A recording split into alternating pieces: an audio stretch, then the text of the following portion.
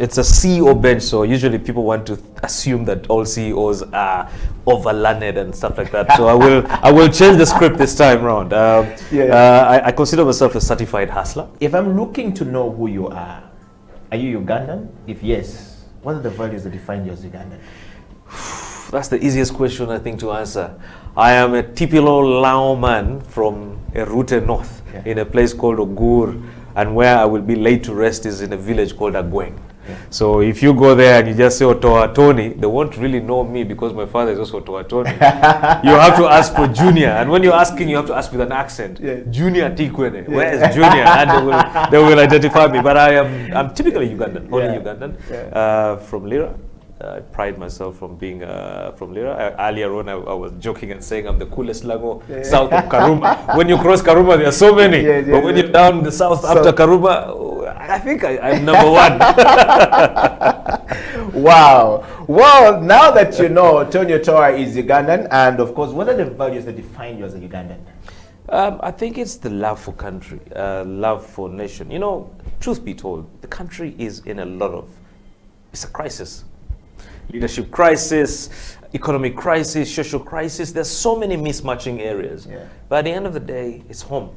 You know, you cannot run and abandon your home because of the issues in your home. I think that then creates an opportunity for you to do something to change what's happening and what you see as a crisis. So in terms of what I see as a value, or what I take out of that for me, I think is just the love for country, the need to serve country the best way I can. And I mean, I can't say I can change everything, but the little I can do to create a difference, I think is more meaningful. Wow.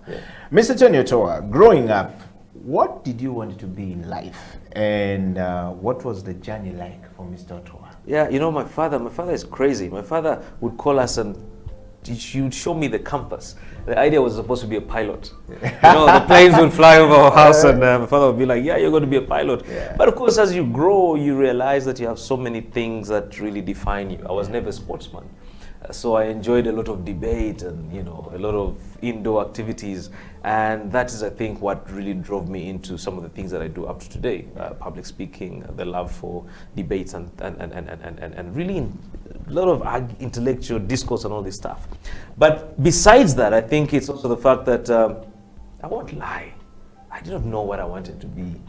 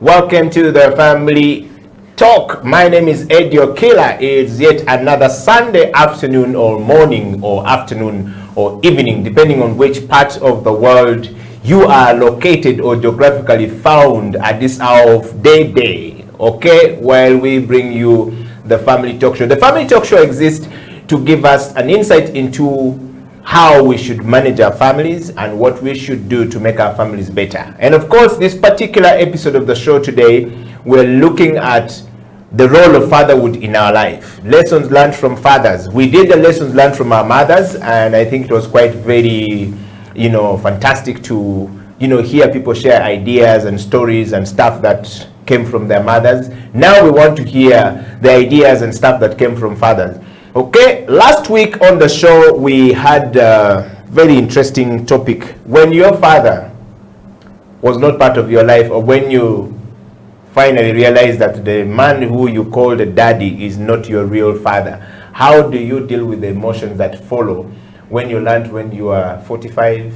Some people learn when they are 50 and they start to blame their mothers. Sylvain was on the show last week and is back on the show. And Pastor Joshua Martin Mugabe, the resident panelist, is here. He's the father of all the people sitting on the show today. And the man was married to so many people. He works and marries people. That is his job. Pastor Joshua, welcome to the show. Are we still bongering? Well, it's still a new story. We need to teach Sylvain how this thing is done. He's still learning how to do it. Gentlemen, welcome to the show. Yeah. Pastor, a recap of where you were last week. Where was I last week? You had a son who had a father. Yes. Who chose you to be the father. Yes. What was the story like? Yes. This young man, his mother used to come to our cell, and that's how we got to meet him. But he was born out of wedlock.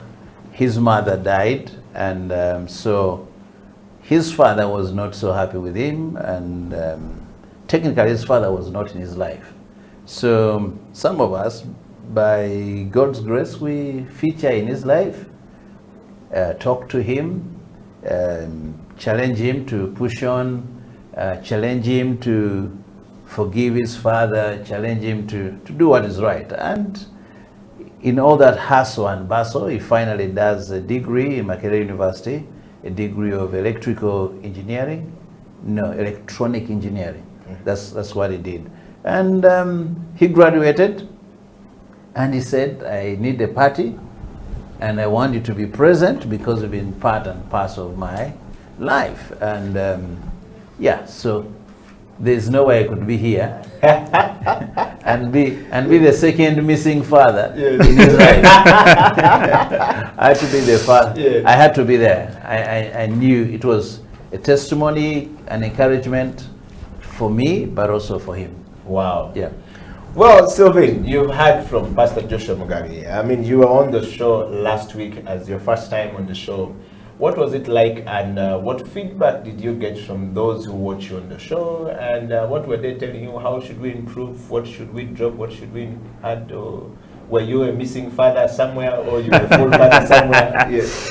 Well, I think I talked to someone just after here. Unfortunately, she had not watched the show, but she felt like she would like to listen in. I hope she's listening in now.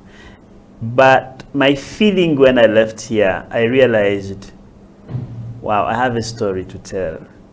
Because, like I told you, not living with your father or realizing that was not your father, it's not the only way to struggle with it. Because my case is that I was at a point when I would ask my mom, is this my real dad? So he can be there, but he behaves as though he's not there. You don't feel that he is your father. So there are many angles along which you can feel you're lacking a father figure within your life. But in all that we had a conversation about, I was so happy that I told my part of my story, because who knows, there could be another one like the one Joshua had gone to support, to be with after his graduation, who is thinking, I think the world is turning like a box on me. I don't have a future because I don't have a father.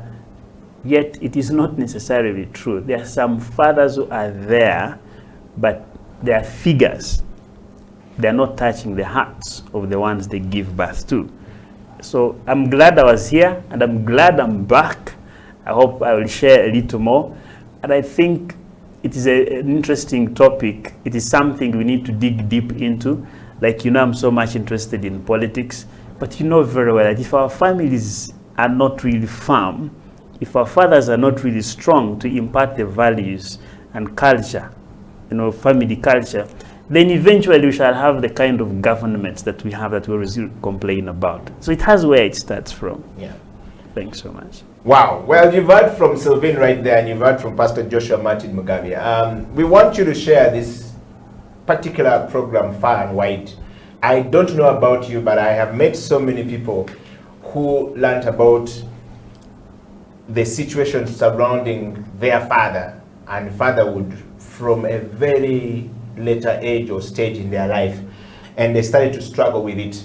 Some have blamed their mothers for not being honest. Others have blamed their fathers for being a runaway dad.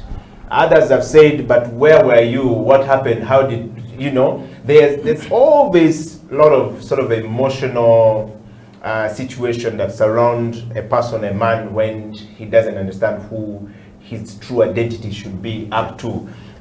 On earth here, we know that there is Jesus and there is God who says, I have adopted you. First of all, I was your father anyway. I knew you before you were formed in your mother's womb. Yes. And so the story goes on. So it's a discussion we're having today, and I want the team to put that question up there. The topic continues, and if you could just put it up there so that everyone can be part of it. And I want to read it. The topic, which is on our series of fatherhood, is when your father is not your real father, how do you deal with the emotional situation later? How do you deal with it? How do you cope up with it? Do you blame your mother or your father? And Pastor Joshua Martin Mugabe, I want to start from you from that point. If I am there and I learned about my father at 32, 42, and all along my emotion have been invested in this gentleman whom I have called a dad or a father for a long period, for 42 years. Yeah. And my mother was quiet, never said it. And then she says, oh, by the way, I think you need to now know the truth. The truth is, this is not your real father. Your real father is this one here who lives in this particular area. He's still alive or he's dead. Yeah. Normally when he's dead is understandable, because then you cannot start. You connect with a few uncles here and there and then life goes on. But if he's alive and now you have to go and reclaim situation, there's this whole thing about property. You could be your father's heir to the throne and stuff like that. So the sense of belonging and identity begin to clash. Yeah. And when that happens, how should a 42-year-old man or a 32-year-old man or even a 45-year-old man deal with it? Some people blame their mothers. Others have said that my mother was useless. Others have said that from that point I terminated my relationship with my mother because I felt like my mother was dishonest. How many things did she hide from me? Or is she hiding from my siblings as well? How do we deal with that situation, Pastor? Wow. You're raising many things in this one question. Yes. And maybe we need to distill some of the issues. One, there is me, myself, and what has happened to me. Then there are facts of what has happened all along until I'm 42. Then there's the issue, what do I do after getting new facts? And so to begin with, what do I do, I myself, at 42 or 50 something, when this issue now becomes an issue? This is my recommendation, because like we are told in life, you cannot stop the birds from flying over your head. Sometimes they can even poo on your head, all right? But you can stop them from building a nest and laying eggs there. Okay, so, but if you say now these birds and my hair, see what they've done, and you don't advance from there, you can't blame the bird. Now that has happened to you is a personal responsibility. And legally, when you turn 18, it's no longer you blaming somebody else.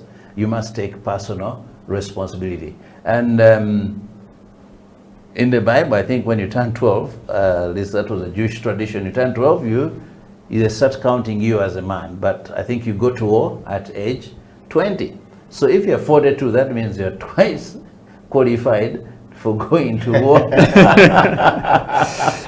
Okay? Yeah. And the challenge you have is, how do I win this battle?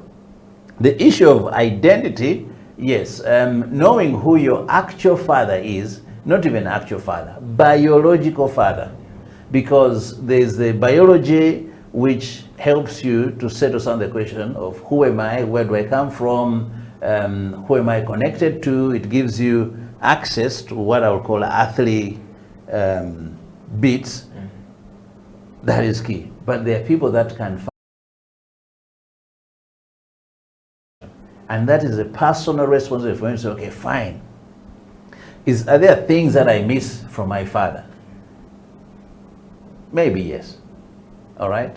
And that's where maybe you said that probably now you're missing the inheritance of the father. I like what one gentleman said, because again, he grew up with his father.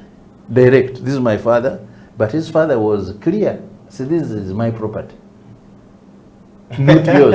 All right? So, yeah. The reason I'm sending you to school, and I think by the age 10, when their father was building the house, okay, he told them, there's no way I'm going to hire a truck to carry bricks to build my house when you kids are here. He will carry the bricks? Yes. So they carried 10,000 bricks from the nearby, I don't know what they call it in English, that place where they baked bricks. They would carry them to the building site, so that they learn to work. And I'll tell you, that gentleman is a high entrepreneur. He made up his mind, I'm not here to fight for the property of my father, I'm here to have my own property. And I think that's the attitude we should be having at this time. Not, when daddy are you dying so that I inherit? No. When am I acquiring more property and substance and honor than my father? I think that should be what drives us. Okay. Yes. Sylvain, you have had Pastor's point. If you will wrap it up on that point just before we go for a break. The story Pastor has given us is one. What I learned from this is don't dwell so much on what is past. Even the ones who you are not calling is your father, you are trying to sort of like divorce the emotion from when you have learned who the real father is. Still invested his emotion on you by just allowing you to be in his presence and to take you and to say, this is my son. Because also there are two ways that gentleman knew that you were not his, but he started with you. His came afterwards. And so that was emotional investment from that gentleman to you. So while you are dealing with the situation of the motherhood, you need to look at that. But there was a lesson also we learned from you, and Pastor just saying work hard. The lesson we learned from you last week, which is where we're going to pick from when we come back from the breaks of him. First of all, you're talking about adding your point to what Pastor said, and then we want you to touch on that.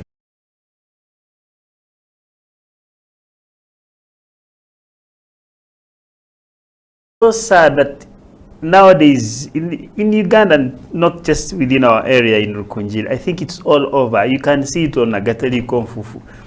Old people are fighting for property, and they have their own children. They're fighting for property of their own fathers. In other words, the grandchildren are seeing their uncles and aunties really stretching, going to court and doing all those things just because they are fighting on one small thing, a piece of property. Yet, if they had intentionally, like the example Joshua gave, trained their own children to work towards independence, then these fights would actually not be there. So I strongly feel, one, when you realize this is not your father, finally, he's not your biological father, you don't have to carry it forward and keep saying because every because should be having, a response onto it. It just doesn't keep like because. In any case, it doesn't grow you. It's not an investment. You're not going to harvest anything from there. It is important you get to know that your father lived a life and you're going to live a life. it is important to know that you're not going to change your biological father. Whatever you'd really want to know, you will never at any one time find your biological father, even if you pray storms to come down. Your father will never change. Will remain that biological father. I think you need to shift and say, oh, wait a minute. I could even live without my biological father. Thank God. And now, God, what do I do with my life? Because if you do not focus on to that, chances are you're going to be competing with something that is not there. And in the process, you will crash. You remember I was mentioning, you will be wanting to live the life which is different from your father's, but you didn't see your father's life anyway. You know him as your father. You don't know his life growing up. So you're competing with something you do not know its dimensions, its details. You don't have answers as to why he could have treated you the way he treated you. If he abandoned you, why he could have abandoned you. Whether he really quarreled with your mom, or if your mom was the one stubborn. You don't know the surrounding. You don't know the surroundings in there. But you're only complaining, my father. You're only saying that from there, the person you talked about, from there I cut my relationships with my mother. Does he know that he was in the hands of his mother up until the time he actually had the reason that, well, my mother did not live with my biological father? What if his mother decided to terminate his life? Why can't he be thankful that he's actually been brought up to this very level, that he's even in the position to think, to reason, to say, let me live my life? Other than that, we are going to stay in this situation, rotation, thinking, and so much, unfortunately, that's actually going to affect us. At the end of the day, if you're normal, biologically normal, you'll have feelings, you'll want to marry, but you want to get married. So at some point, you're going to be a parent. And when these things stay within you, when you don't release, when you don't seek God, they will trickle down onto your children. And unfortunately, they'll be suffering from something they have no clue about. And you'll end up also not having a good family. That's what I could put across. Well, thank you very much, Sylvain. And we're now going to take a break. And when we come back, we will be talking to Sylvain about how he, personally as a person, dealt with the situation when he wasn't agreeing with his dad, and his dad says, okay, out of my life, out of my compound. But now they have a relationship, and then he goes on to graduate from Makerere University, and now the prodigal son returns home. The story is the other way around, not like the one you know in the Bible. Yeah, what prodigal happened? Father. Yes, yeah, exactly, the prodigal father and the prodigal son. Let's go for a break, and when we come back, the Family Talk Show will return, and we want to hear your comments and your kisses and your disses. If you have a story, please share with us. We're going to read it here. We'll be right back after the break.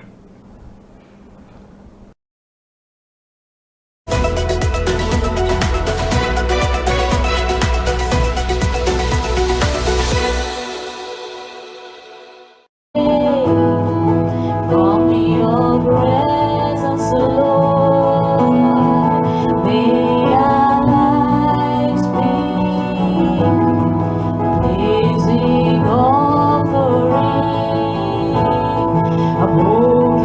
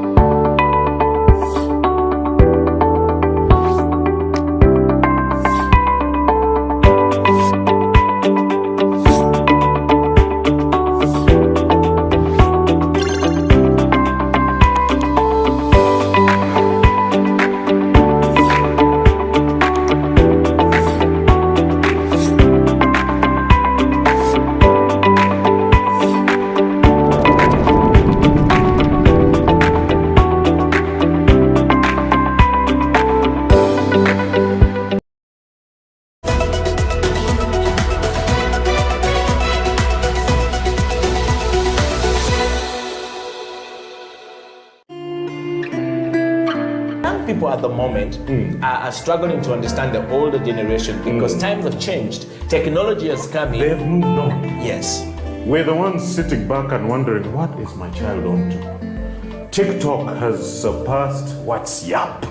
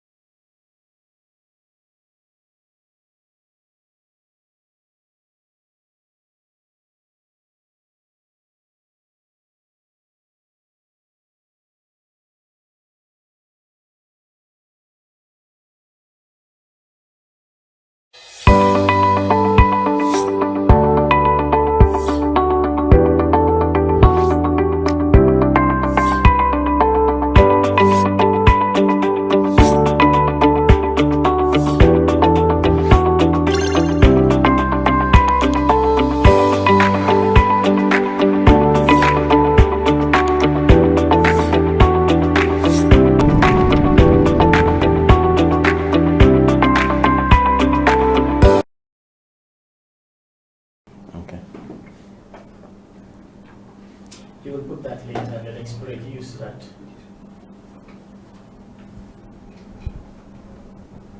Welcome back from the break. This is the Family Talk Show. My name is Eddie Okila, and in the studio is Pastor Joshua Martin Mugabi and Selvin Gumisiriza. I think I've gotten the name right.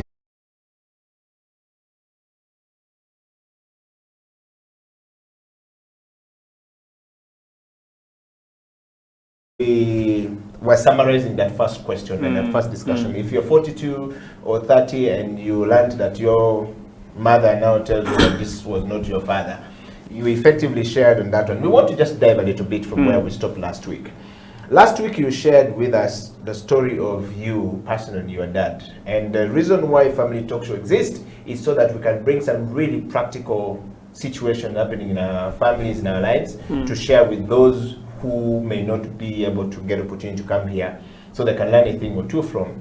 There's that story about you and your dad when he said, you're not listening to me and I'm done. And off the camera you discussed a very interesting moment when you were sent to take the food and your dad says, take that food back to your mother and ask her why is the food coming late, where was she? And you felt like this is not right at 12 years of age. The actions that followed were quite very interesting. And I know a son to a man who did that at 10. And he got a knife and stood in between and said, Dad, I'm going to sort you out today. With a knife in between when there was a fight going on. The father disowned him and said, after all, you're not mine. So he lived knowing that that was not his dad. He was taken away from the father, kept with the uncle for some time. The mother reaffirmed to him at 24, that is your real father.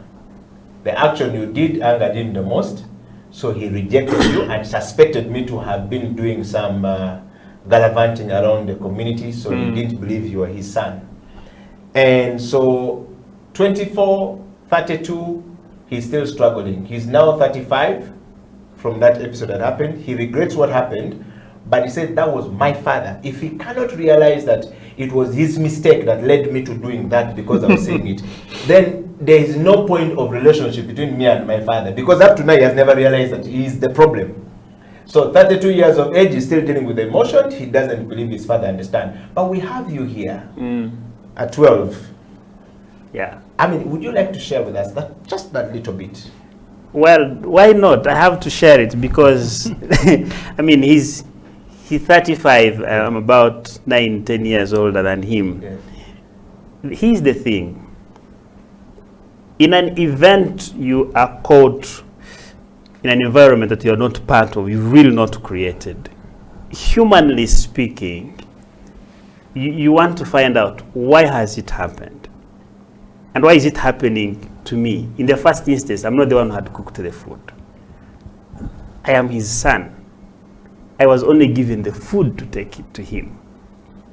I do not see any reason as to why he could say, why did she cook late? Take it back. And then follow it, into this almost physical fighting. A young man around that age, what comes in mind is to sort things out. And I really understand that 10 years old guy. Not to justify what he did, but I understand him because the last thing you want to see is your mother crying. She had better cry not in your sight, and especially for boys, at least not in your sight.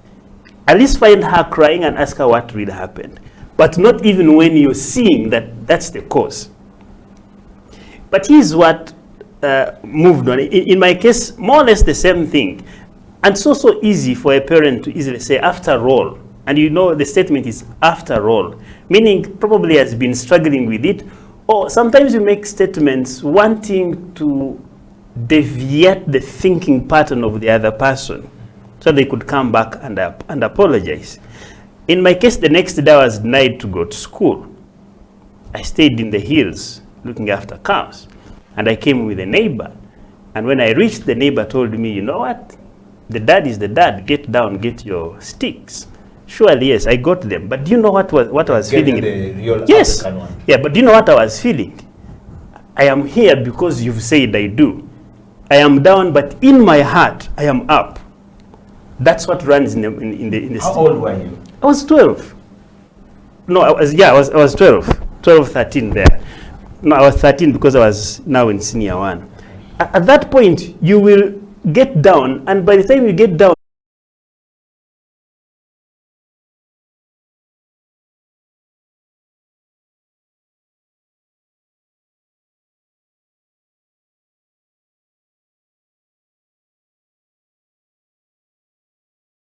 All done some crazy things at 13, but yes, you can do any work. You can. I was looking after cows. You can graze somebody's cows, and it's very common. After 1 year, they'll give you a cow, or you agree on a pay per month. They'll give you that one. Okay. Yeah, and then you say, you know what, this is the life I'm in, so let me live it like this. But the beauty with this, and when God is into it, He will still direct it His way. The people in whose hands I landed were so gracious. 5-6 months later, they're asking me, you boy, you never asked for your money. I said, yeah, I didn't leave home because of money. I left home because I was denied school. So the question was, do we put you at school as who? But will you even manage the work? I said, well, let's try it.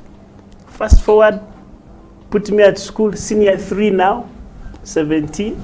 They put me at school, and God in His own way, I was never the last. I was always attentive in class. My scores at that time made them tick. I said, you know what? You can even drop work. Focus on school. So when God is into it, He will actually make it work. This is somebody, a stranger, not you. Totally, not anywhere related. The person who took me there took me to this gentleman, was actually the fiancé to this gentleman because he was a neighbor. That's all I remember. And 4 months later, they married. That's all I knew. Finishing my senior 3, I landed in the hands of my uncle, who had been away from my life for about 8-9 years. And when he saw me, my grandmother was so lovely and said, this is Sylvain. He said, oh, this is the boy. And life changed. Immediately, I was picked from Rukunjiri to Kampala, and things turned around. But does that mean that I stopped remembering what was happening home? No. Every other challenge I faced within Kampala, I subjected it to the fact that my dad did not really do what? Did not take care, Yeah. At that point, you keep thinking, it is because my dad. It is because my dad. It is. So you always have where to fall to complain or to give a reason that things are not happening the way they are happening. Here is one interesting component of it. Sometimes the parents also do not know what to do. they also don't know what they are going through. They don't know why they are doing what they are doing. You know how villages are. There are many spirits in there, and there are many good-willed people, but there are also bad people as well. And they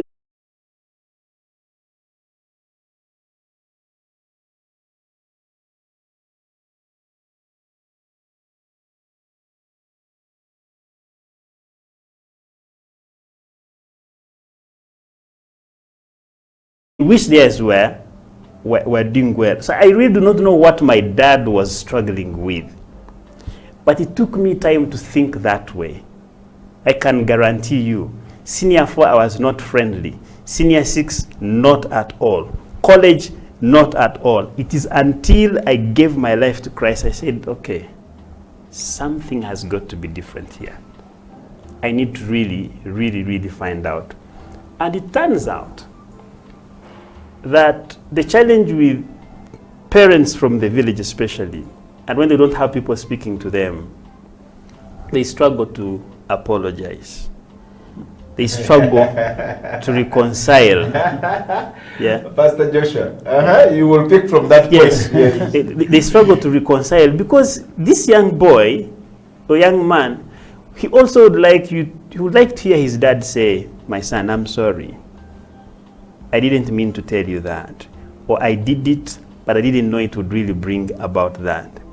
Along the way, they would realize that, wait, my dad is human. The challenge the biggest mistake I think we make, especially in the African context, this element of saying, men do not apologize. Or parents do not apologize to their children. But that's not true. It doesn't mean that you don't once in a while touch them the wrong way. And the Bible puts it very, very clear. Children honor and respect your parents. Yeah. Parents, you also have a responsibility. It's not because we honor you, we respect you, that you have to do to us as and when you really want. Yeah. There's an element that you've got to make sure that we do not detest you, would not feel bad about you. Gladly, now it has changed to some level because I'm quite independent. And I can guarantee it is growth. It is work in progress. It doesn't come immediately because it took a long time. You can be sure I've cut very many stories in the middle. Yeah. It took a long time. So it has got to take another long time to get back. The most important thing, if I keep at it, in that context. So I have got to, as much as possible, pray, God, help me that if it is a curse, we cut it at that point. Yeah. My family does not go into that state. And looking back, surely, I just find growing up, my grandfather was fighting his dad. My uncles were always fighting with my father. So it was sort of a war zone in that sense. So me being beaten and thrown out of the home, it was one other thing they could easily do. But the question is that what I really want to have in my family growing up? Yeah. Is that kind of the grandfather that I want my grandchild to look at and say, I remember you fighting my dad. Yeah. So, and that gentleman also has got work to do, even at his 35, yeah. Because a lot of it that we learn while watching, most of the things you don't have to talk. We just have to see you, we have to hear you talk on phone. Nowadays, life has changed, many people have got phones, but even when on phone, it is possible to tell that this conversation is not sweet, this is sour. When you get off the phone, it is possible for someone to know this is bitter. So let's really watch out. My final statement on that is, you can forgive your dad. Okay. You can. Because if you do not forgive, Mandela calls it taking poison and you expect the other person to die. Someone has hurt you, so you stay with this anger. You don't know why he has hurt you. You don't know where it has come from. You stay annoyed with him or you stay annoyed with her. he doesn't know, or he knows, but and then he's happy with it that you're actually annoyed, but you stay on it. Yeah. He describes it as for you choosing to take poison, and you think, for that matter, the other person you hate is going to die. You can choose to deliberately forgive whoever has hurt you, and especially to the young ones or anyone listening about cases between him and his dad. You have to choose to. It is one of the hardest things to do. I can guarantee you, when I said I forgive, I can give you a short scenario here. I'm in this training and we're doing inner healing and emotional wholeness. This man says, get a piece of paper, divide it into two. On one side, write the people you want to forgive. On this other side, you write the people you want that they forgive you. Now, because you know when you're angry, you think everybody owes you. so you start writing. Yes. I wrote 1, 2, the third name was my dad. 3, 4, 5, the sixth name was my dad. Up until, I remember very well, 52, I was still writing people to forgive. But I was saying, God, I can forgive all, but not this. It's number 6 and number yes. 12. Number 7 and 6 and 12. Yeah. But I remember when I wrote that name down, I crashed. I cried. But here's the beauty of it. I got relieved. And at that point, I began seeing him as somebody that is human, that made mistakes, some of which he doesn't know. And I began trying to create a relationship, back. And it is now a little bit sweet to realize that you get home. Sometimes he gives me a call. I say, son, I say, daddy.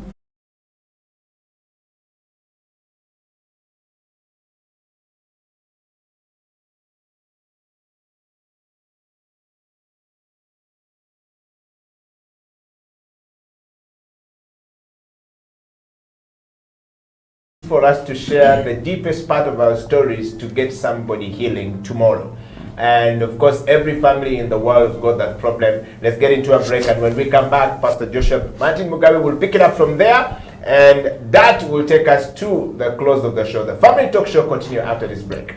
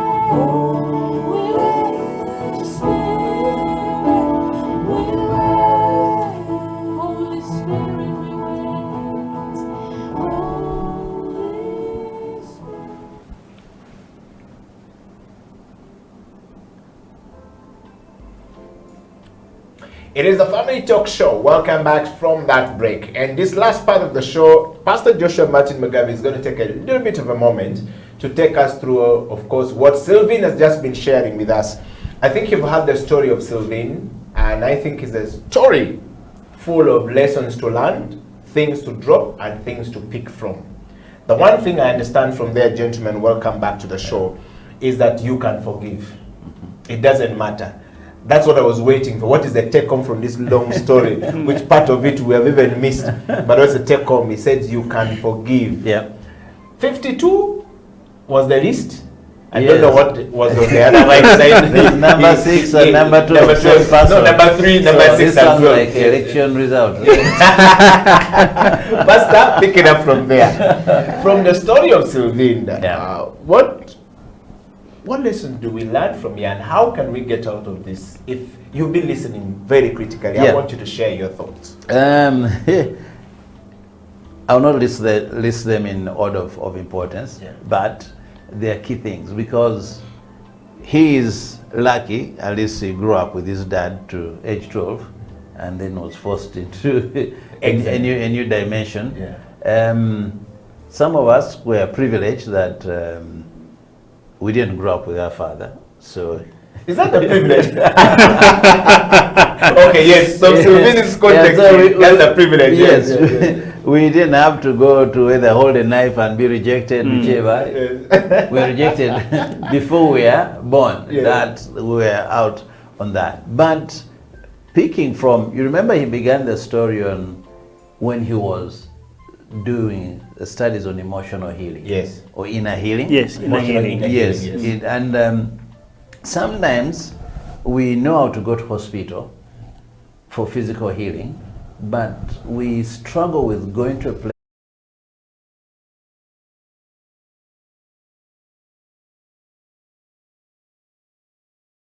It's important that you get to forgive, and because when you forgive, you may not necessarily be released by the other person, but it eases the burden that you're carrying.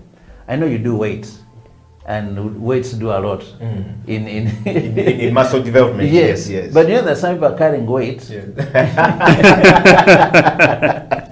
that they never rest from, Yeah. and they have such baggage muscles which they cannot use. In fact, I tell people they could by now be world champions because the weights they're carrying are so heavy. Yeah. But they need to put those weights down and find relief.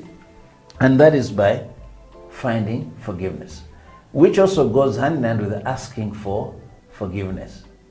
Because sometimes we've offended people, that's the least we had.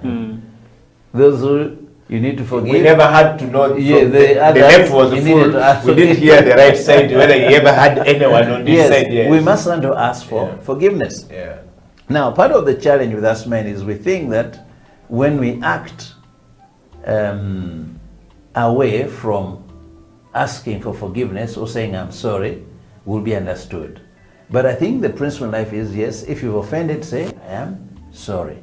And also say I have forgiven you. Those words are important. Don't simply act, because people will not fully understand. They may even think that your act of repentance is more of a cover-up.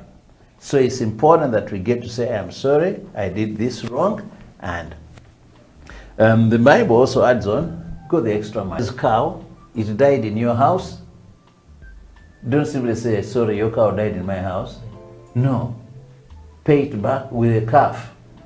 All right? So something like that, it helps you to go to the next level. So there's asking for forgiveness, looking for healing. Then I like what somebody said, don't waste your pain.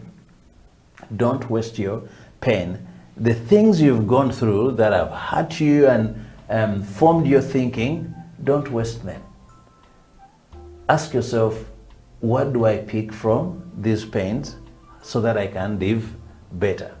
Am I going to repeat the story or not? If I've learned to live with this pain, how do I go to the next level to prevent it from continuing to, not to, because, I mean, having suffered the things that you've suffered, you've grown without your father, then why do you want to become like your father? I think that's wasted. Okay, I think that's wasted. yes. And yet, sometimes, like you said, we learn by what we see more than what we hear. Yeah. And so sometimes some of us find ourselves in a state of repeating the very mistakes our fathers did. Not that they sat down in a class. And again, that's another thing I want to tell people. Look through what are the trends that are in your family and what counteraction can you take to break that trend. All right? Some of us pray, which is good. But in addition to prayer, you must take action. Like, I mean, if they were not paying school fees for the girls in your family, break that trend by paying school fees for girls. If people are not getting married in your family, make sure you work towards proper marriage in your family. If they don't have land titles in their names, get land titles in the names of the family. Because sometimes that's where troubles begin. Some legal things are not completed. So we want to sort some of those legal issues that must be dealt with. So that's what I was saying. Don't waste your pain. Pastor, there is a part where Sylvain says that when he returned from the hills looking well for you, your father is quite very furious with you. Yes. I think the best thing to do is go received. Yeah. There was a heart there of him when he says, I went down to be beaten. Yeah. I wasn't caring about the pain that Yes. I was going to be given stroke. Basically, the heart has hardened. Yes. The pain was gone. You can cane me, get done with it. I don't care. But we are not finishing now. Yes. Many of us often get to that point where we leave the child. We don't even know how deep it is when we're caning the child. Yeah. He went down, received the strokes, walked out with it, says, you're done with it, you're happy? Yeah. I move on with this one. Yeah. But you've not solved the problem. How do we help men who have gone through that kind of thinking, like Sylvain has just shared, Yeah. to out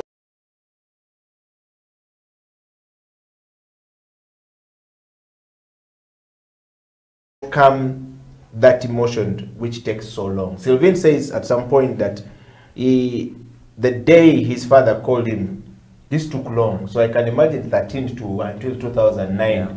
He was there December and the father called him to wish him a Happy New Year. Yes. He said everything from him just... But 2009 was 2019. Yes. Not. I mean, from when it happened, that was 1993. Yes. When I left home. His first call, Happy New Year, was 2019. Wow. Yeah, you forgive him because MTN came into being in 2000. So well, he had wanted to call. There was several landlines. You had to go and book somewhere on Road. So we will forgive him for that. Yeah. But yes, Pastor, how do you help that heart to, like get out? Because many of us are holding on to that.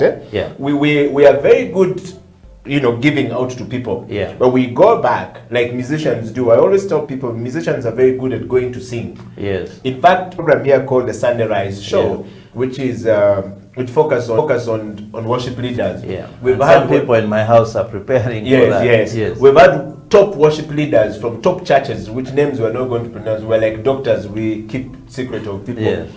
And they have come here and they have broken. I says, okay, so when we see you on Sunday, you are really giving us this, you're singing, we're everything. But the recent back, Yes. when the door closes back, they're in pain, told, dark, bleak reality of things that they're hurting so much. Yeah. So when I realize where they're coming from, living in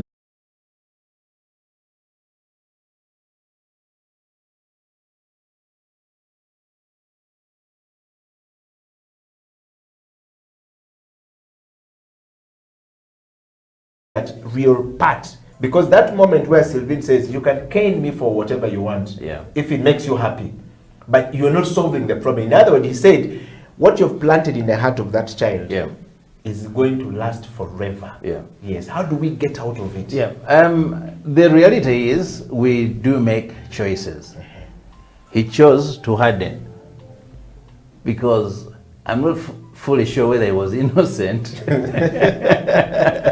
That's very All right? true, yeah. I'm not fully sure that he was Innocent. as innocent as his age. Yes. There are some things that we do wrong, even at age 12. Yeah. And discipline is not pleasing at such a time as that. And unfortunately, with the father who probably only knew how to beat as bring you to education, Yeah. could have done that. So there's error on both sides.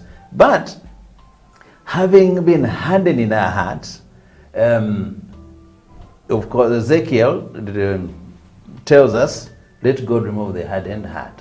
And I think that's why it says he got born again. Something happened to him. Now, in life, unfortunately, people choose drinking or other habits, drugs, or simply ninjaing on to try and numb that. They've watched many Schwarzenegger Yes. movies, which last for 2 hours, and they try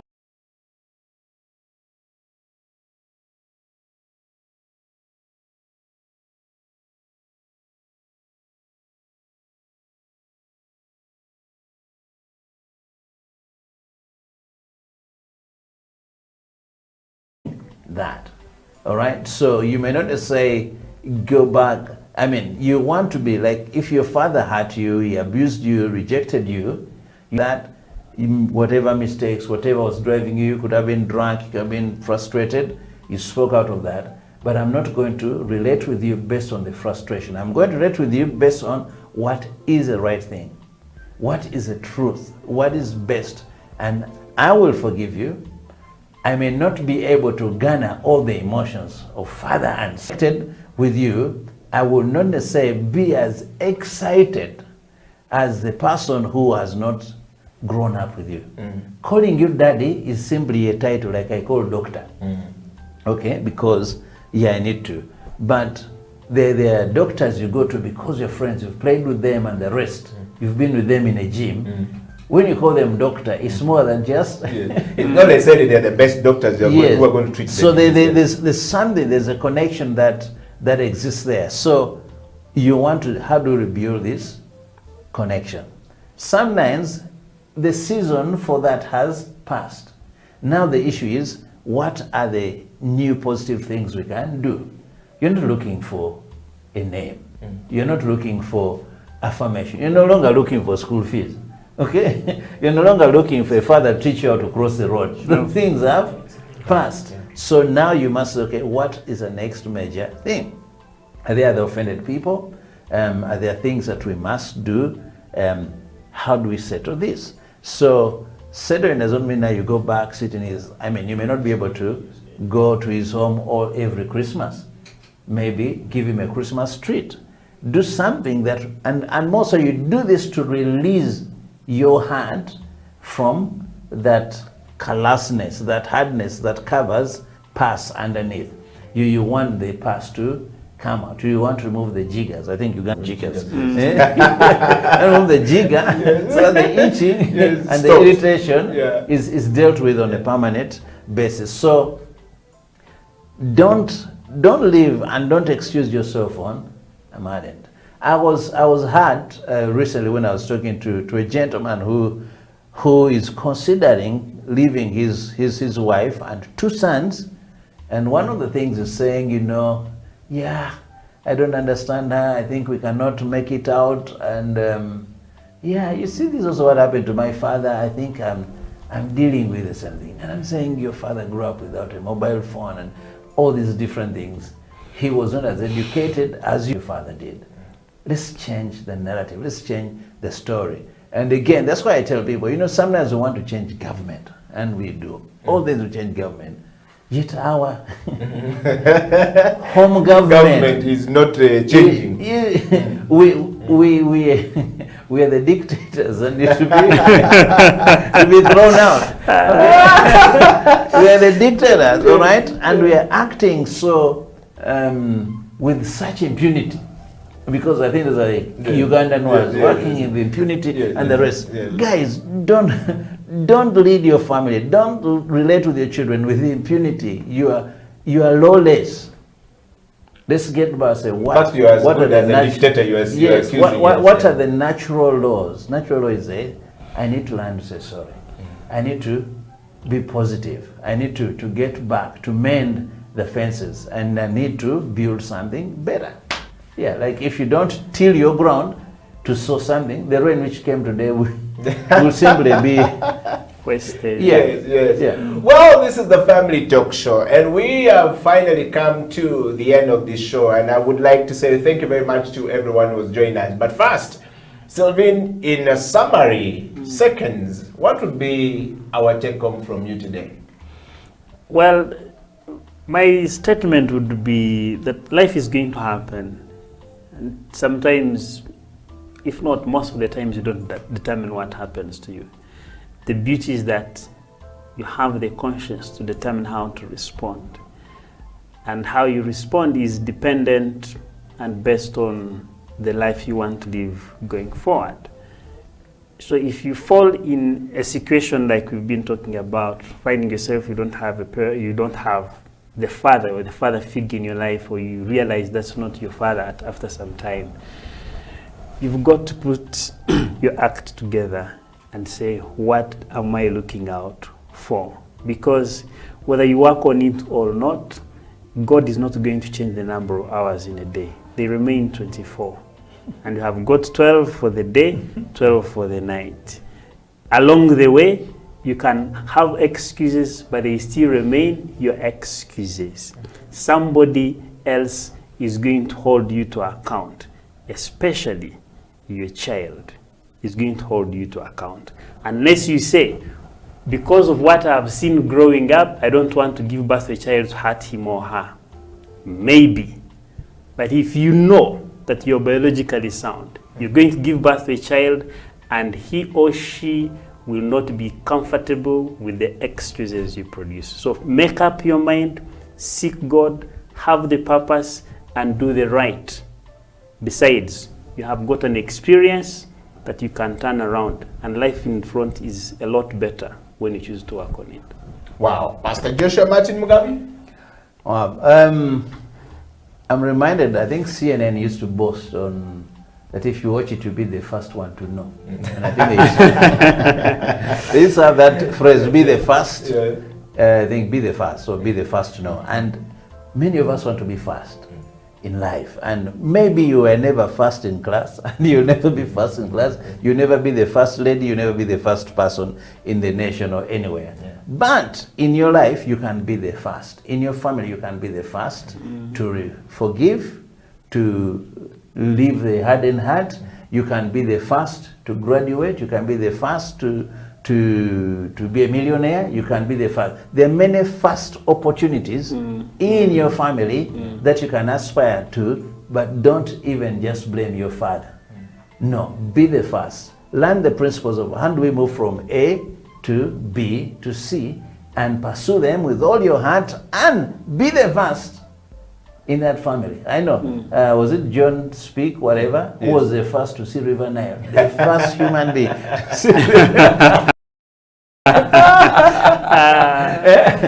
can be the first. Well, guys, we're going to bring Family Talk Show to an end. Thank you very much for being part of the show, growing bigger and better. I just want you to do one thing for yourself. Please go and subscribe there and share this as far as possible with whoever you think needs it, starting from you. If you don't share it, then it is not going to get to where you want it to be. And you never know, you might be standing in between something that is going to get the person out of the trouble that they're in, and something that is going to deliver that person from where they are back to where they didn't want to be. So please share it far and wide. And I would like to say thank you very much, Pastor Joshua Martin Mugabe, for coming to the show today. And Mr. Sylvain, until next week, the Family Talk Show will return on the same series of lesson learned from our fathers. And of course, we've been talking about if you just wake up today and you are told this is not your father.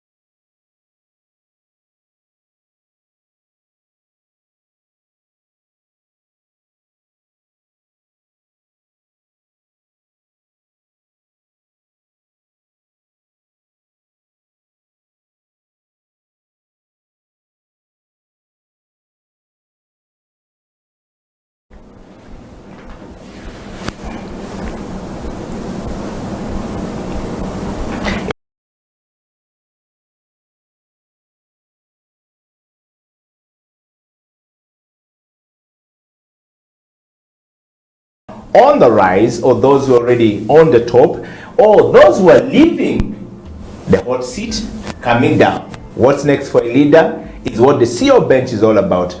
And of course, this week in the studio, my guest needs no introduction. He's a man who has done it. He's a man who has been on the journey. The man on top, Elijah Chitaka. Welcome to the program. Thank you. They say we are supposed to bonga, but also now they're saying we can't do this because Probably. of COVID-19. Right. But welcome to the program. How are you doing? I am good. I'm busy. Okay. It's such a busy time. Okay. I think it's very busy for technologists. I guess that's the upside of the pandemic, Yes. if there is such a thing. Yes. It's kind of placed technologists in a very unique position at this time. I think that a lot of the technologists are like me. They're as busy as we are, and we're not complaining. Yes. It's a good relief. Yes. Yeah. It's a very interesting thing because some of us are struggling to find what to do. And some of us are now questioning, did I make the right decision when I was in school? Did I study the right thing? Or should I go back and study technology so I can be relevant for the time? And all of these things are going on in people's minds. And so many people seem to think that it's only doom and gloom. Yeah. There's nothing light about it. But you're saying you're very busy, and which is a very interesting part of the discussion. But welcome to the program, Elijah. The CEO bench exists to bring the life of those who are on the journey to the forefront. And of course, when somebody makes it to the CEO, part of their life is always about talking about that company, that company, that company. My entire experience with the CEOs that I've met in the time that I've lived, none of them get to talk about themselves. Yeah.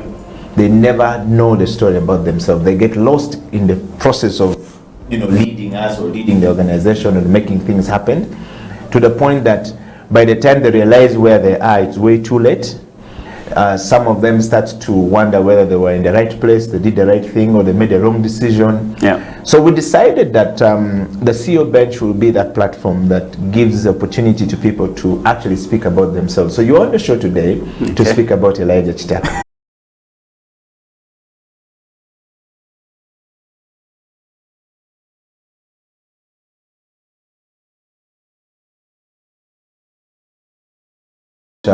Barclays Bank, you're talking about the journey is about other people, places, Yeah. but not about Elijah Chitaka. So we want to start from a very lighter note. Okay. Who is Elijah Chitaka? I'm Ugandan, first of all. I think that's important to clarify. A lot of people get confused for whatever reason. I think it used to be worse when I had, when I was young and I had dreadlocks. Yes. And I was still traveling around Africa quite often.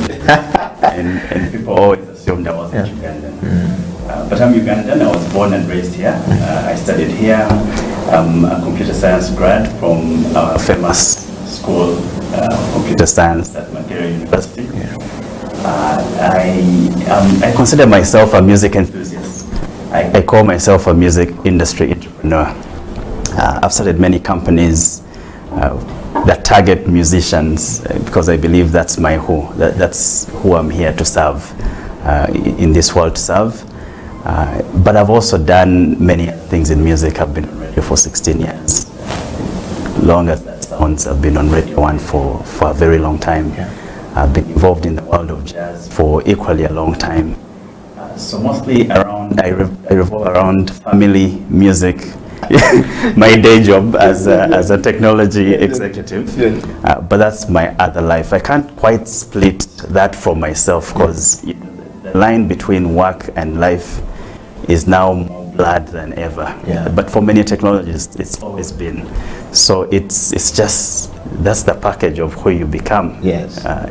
It's what you do, what you believe, and who you serve. Okay. I think that's the total of who you become. True. Yeah. I think I like the preamble, and one of my next question to get pretty much into knowing who you are, Elijah, if you were to take us to a story of your journey from childhood to where you are right now, did you ever see yourself becoming who you are today?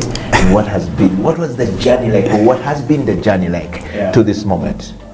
I ever see? I can't say I ever saw, but I'm also not shocked. And I'm not sounding arrogant or anything. Yes. I think that I've been lucky to have a few people around me that have really believed in me a lot from a very early stage. And those people caused me to believe in myself. You know how you meet someone and they believe strongly in you. You're convinced this must be true. Yes. So one of those people is my brother. My brother is called Patrick Mukalazi. And fortunately or unfortunately, he relocated to the UK. But he was very instrumental in forming who I've become. Yeah. And to me, I credit him as the first person that really had strong convictions about my path and what I should be doing. And he was really convinced that I was meant to be in entrepreneurship. I was meant to start companies, and I was meant to figure out, what we call 0 to 1. Figure out spaces that hadn't been figured out. Yeah.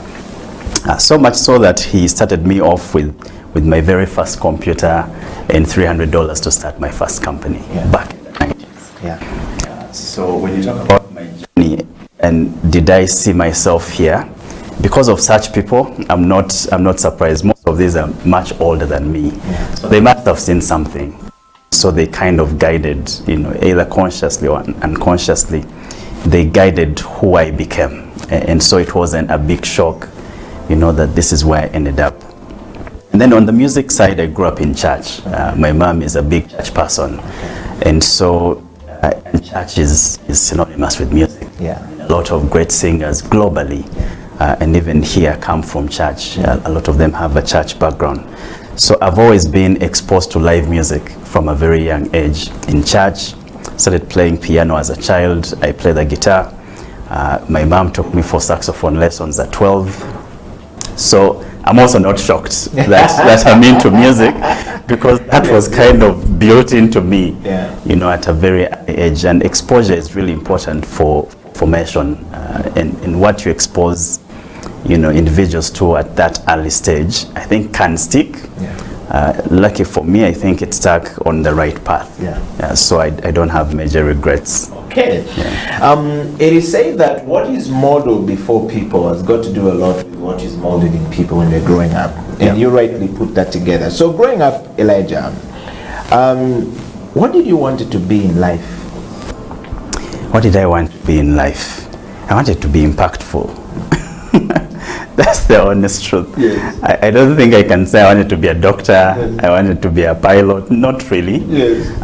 I think that the people I admired all were very innovative people that were bold enough to start, to start executing on new ideas. And that's what I was attracted to from, a very early stage, when I started figuring out, what do people do with their lives as they grow up. I never quite thought I would be, a corporate executive, and in fact I haven't really. I consider my corporate stints missions or assignments, and I consider entrepreneurship my home. So I think that's what I wanted to be, and lucky for me, that's what I've become. That's still what I want to be. Now, that's what I want to be. I want to be someone that is bold enough to see new spaces and be able to take that first step if no one has taken that step. Wow. I guess that makes sense. I guess those who nominated you, Mr. Chitaka, knew exactly what they were looking for. Okay. And I'm seeing some very interesting comments here on WhatsApp, and people sending comments here on WhatsApp. So Elijah Chitaka is here. Elijah Chitaka is the CEO and the co-founder of Phaser. Phaser is a technology company, an entertainment company, to say the least. Born out of Uganda, I think 4 or 5 years now. 5 years now. Living, and it's said that when a company goes beyond 4 years, crossing to 5, chances of them succeeding are very high and staying alive very high, because the world says that Uganda is the most entrepreneurial country in the world. Yeah. But also the rate at which our companies don't see the first birthdays are very high. True. And so Harvard University and I think Virgin studied quite a bit to try and understand why this doesn't happen. And I think they zeroed down to say they still didn't have an answer to why our entrepreneurship or entrepreneurial, businesses failed in their stage. But you are 5 years into this thing, Mr. Elijah. I wanted to ask you a question. What are you looking for in life? Okay, so let me first try and unpack Yes. the high failure rate. Yes. So at the very sort of theoretical level, but which also plays out into the actual world, there is the famous traditional, factors of production. Yes. So there is a big lack of capital, and capital is important if companies are to survive and grow. There is a big lack of, I won't say labor, because labor is very retrospective. Yeah. So you're looking really at contemporary skill sets. I would almost say like future-ready skill sets. Yeah. That's low in supply. Good talent is In hard Uganda? across the board, Across the world, actually, but Uganda as well. Yeah. It's very hard to make good hires and to keep good hires because they're few and many people are after them, and most of them might be bigger than your budget. So talent is really important. I think the other factor I see is commitment and resilience. Entrepreneurship is hard. Starting companies is hard business. I've started 3 companies. My first company was, back in the early 2000s, True African. When companies succeed, it looks like they manage to do it overnight. But the truth is that there is a long journey, that they went through when you didn't know about them, when they didn't matter. And a lot of people don't make it through that season. It's really, really tough. It's been the same every time I've started companies. It was the same with True African. And when True African became successful, most people thought, oh, this was an overnight success, but well, literally at the brink of bankruptcy. That company was about to close before we raised money, before we met, the people that invested into True African, and then gave it a new lease on life. So that resilience, most people don't have. And so you don't make it out of that cycle because it's rough. And Feza has been the same. Feza has been rough for the first, couple of years until we found product market fit. So I think those are really important, and if you trace back why they're failing, you'll find that's one of those things is playing a big role. What do I look for in life? I look for peace. I usually say that I'm not young anymore. I've been around for a long time. I mean, I've been in industry for over 20 years. And the more you grow, the more you realize like peace of mind is really important. And I look for that. So I'm very deliberate on what I introduce into my environment and the bearing it has on my state of mind. Because if you don't have peace in your mind, you can't focus. And without clarity, without focus, you can't move forward. So I look for peace. That's really important to me. I don't really look for success, whatever definition that is. Understanding what they call, or studying what they call human kinetics. It's a mix of so many things: science, prescription, science, and curative science versus, preventive.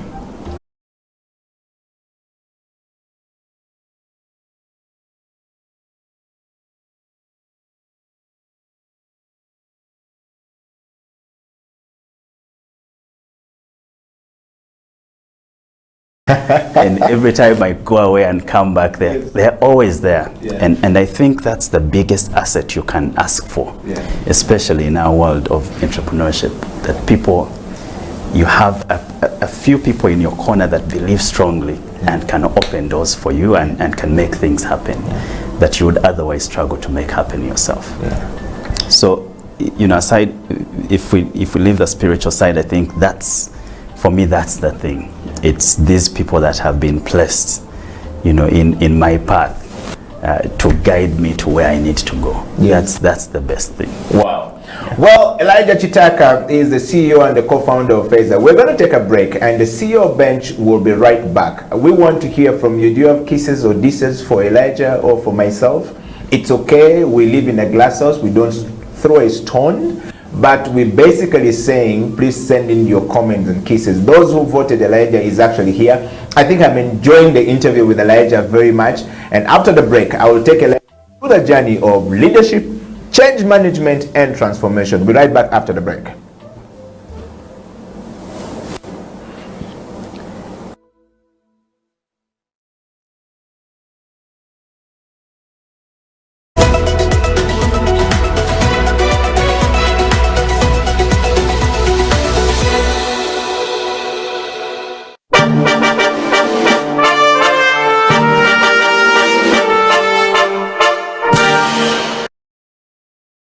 An army of sheep led by a lion will beat an army of lions led by a sheep. That's a fair. Yes. So let's be very honest about this thing, and really understand that you need to understand where you lie and where you fall. So it's very important for us to understand that leadership has to be definitive. You can't be laissez-faire. It has to be definitive. You have to be strong, just like a lion. You know, when a lion meets an elephant or a buffalo or whatever, the buffalo and all these animals run away, and yet, by the way, they are stronger than the lion, they are heavier than the lion, they are more intelligent than the lion, they are taller than the lion. They run away. The lion, because of its attitude, it sees lunch. That is a leader. Mr. Tony Trump, thank you very much for coming to the CEO bench. And I want to ask you, so if you were elected the President of the Republic of Uganda today, what would be your first State of Nation address? Now, as you look into the camera and close the show, I think my first State of the Nation address would first of all to I think I'll just close it down.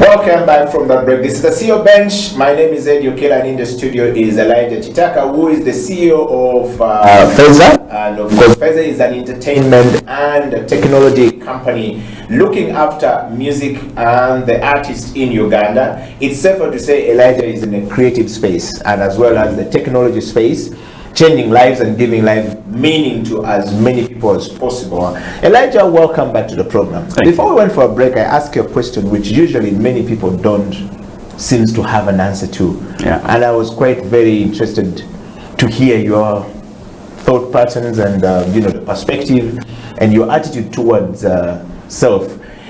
I actually believe that you have a lot of self-actualization. And I'm a strong student of leadership. Yeah.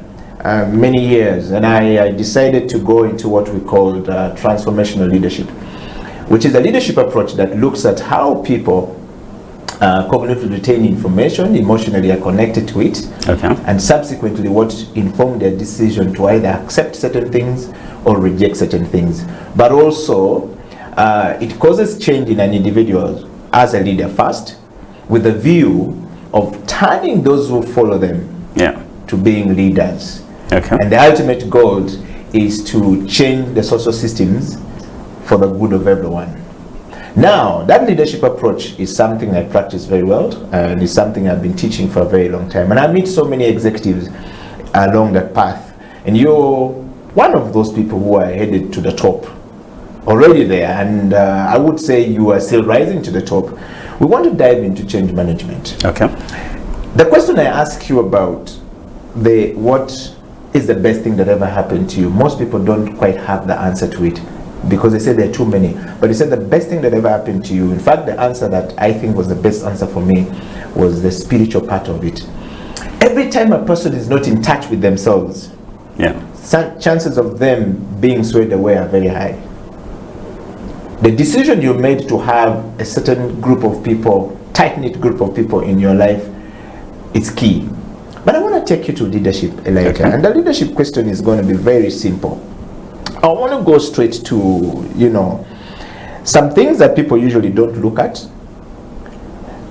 but they should be looking at. Okay. And that leadership question is, Elijah as a leader, what excites you most? What excites me most as a leader? Yes. Okay, so that's a deep question. Huh? Yeah. So that's a deep question. What's the ultimate objective? I think the ultimate objective of being, I don't want to sound too abstract. Yes. But I'll try. Let me start from here, then I'll come Absolutely. back to a level that maybe others will connect with. Huh? Yeah. So I think that we're here to touch people. Yeah. Spiritually, it's that we're here to reflect, Correct. the goodness of our Creator onto others. What people call shining your light. Yeah. Okay, so if that's the end goal, then that's what should excite you. What should excite people is the betterment of others. Yeah. Now that's counterintuitive, because you might think it's actually the betterment of yourself, but in the betterment of others, you become better yourself. So it's one of those counterintuitive links. Yeah. That you actually have to be selfless for you to become better. So for me, that's what excites me, and most of what I've done has been, when I said my who, has been focused on my who, because I know that as they grow and as they become better themselves, inevitably I'm becoming better. And there are many ways to explain that. You've had parents that say how your kid turns out is a reflection of your efforts. Or leaders in corporate environments, you're just as good as your team, because that's a reflection of your leadership. And so it's this constant thing that it's actually not about you. It's counterintuitive, but it's never about you. It's always about the betterment of others, and if you focus on that, then the betterment of self will just manifest. So that excites me. I know that sounds abstract. I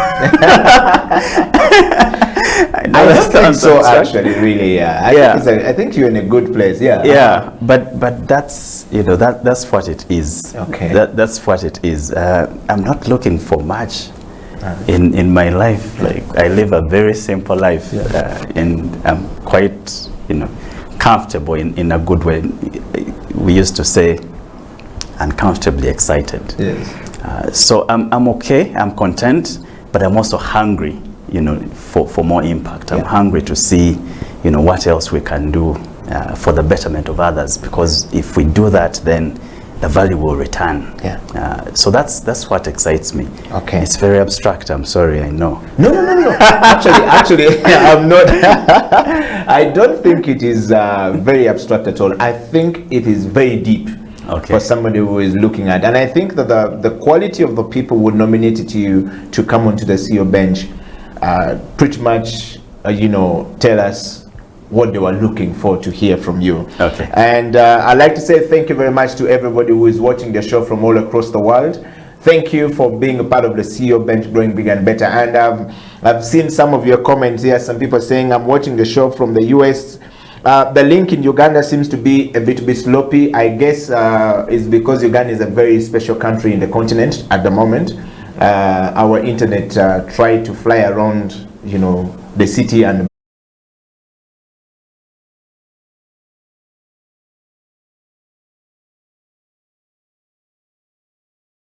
the aftermath would be. Wow. Well, I think that's one very key lesson to pick from leadership right there, Mr. Chichaka. I mean, John Maxwell keeps saying that anyone can steer the ship, but it would always takes a leader to chart the course. And from what I've just understood from your journey of leadership and for your definition of who a leader is and what a leader is, and if you are actually a leader, is that you have to pick yourself, select yourself, give yourself meaning, and stick the path of where you want to go. And if you're not adding value and it's not adding value to you, drop it. Is that correct? And that's a very good lesson for leadership on this program, because we want to make sure that people understand where they are going, and if you're not adding value, then stop. Yeah. Some of us are stuck in one place and not willing to go, and we're fearing change. Thank you very much for that, Elijah. I want to take you straight, Elijah, to the next question on this leadership path. Okay. And that next question is, what is your understanding of leadership at the personal level, family level, society level, and corporation level, as well as the national level? Yeah, I think we've talked about that. Yeah. So the things I say. If you would summarize one it, is yeah. vision. Yeah. Because without vision, so where are you leading people to? Where there has to be some kind of promised land. Yes. So that sense of conviction. Yes. That this thing that is not here today. Yeah. Is possible, Yeah. and we can make our way towards it. Yeah. I think that's a big component. The second is this thing of focus, Yeah. because the truth of the matter, especially in today's world,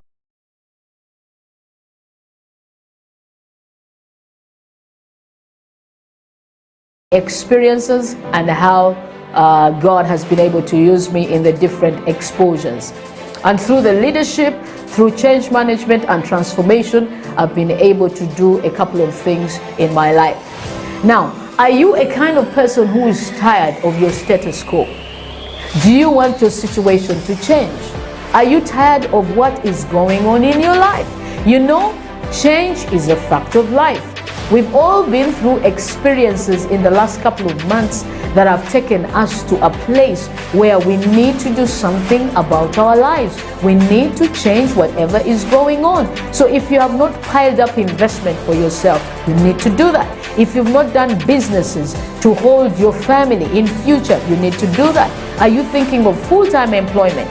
You need to be thinking about your life after employment or your business in the next couple of years. So if you want us to chat, if you want us to talk about this, please get in touch with us at SEAL Uganda on number 0772443085, or check our website www.sealuganda.com, or on all the social media handles. You can hook me up or Facebook, that is Jean Paul Olowo, on Instagram, Jean Paul Olowo, and on Twitter and LinkedIn. Then we can chat a way forward with you. We can help you financial freedom. Thank you.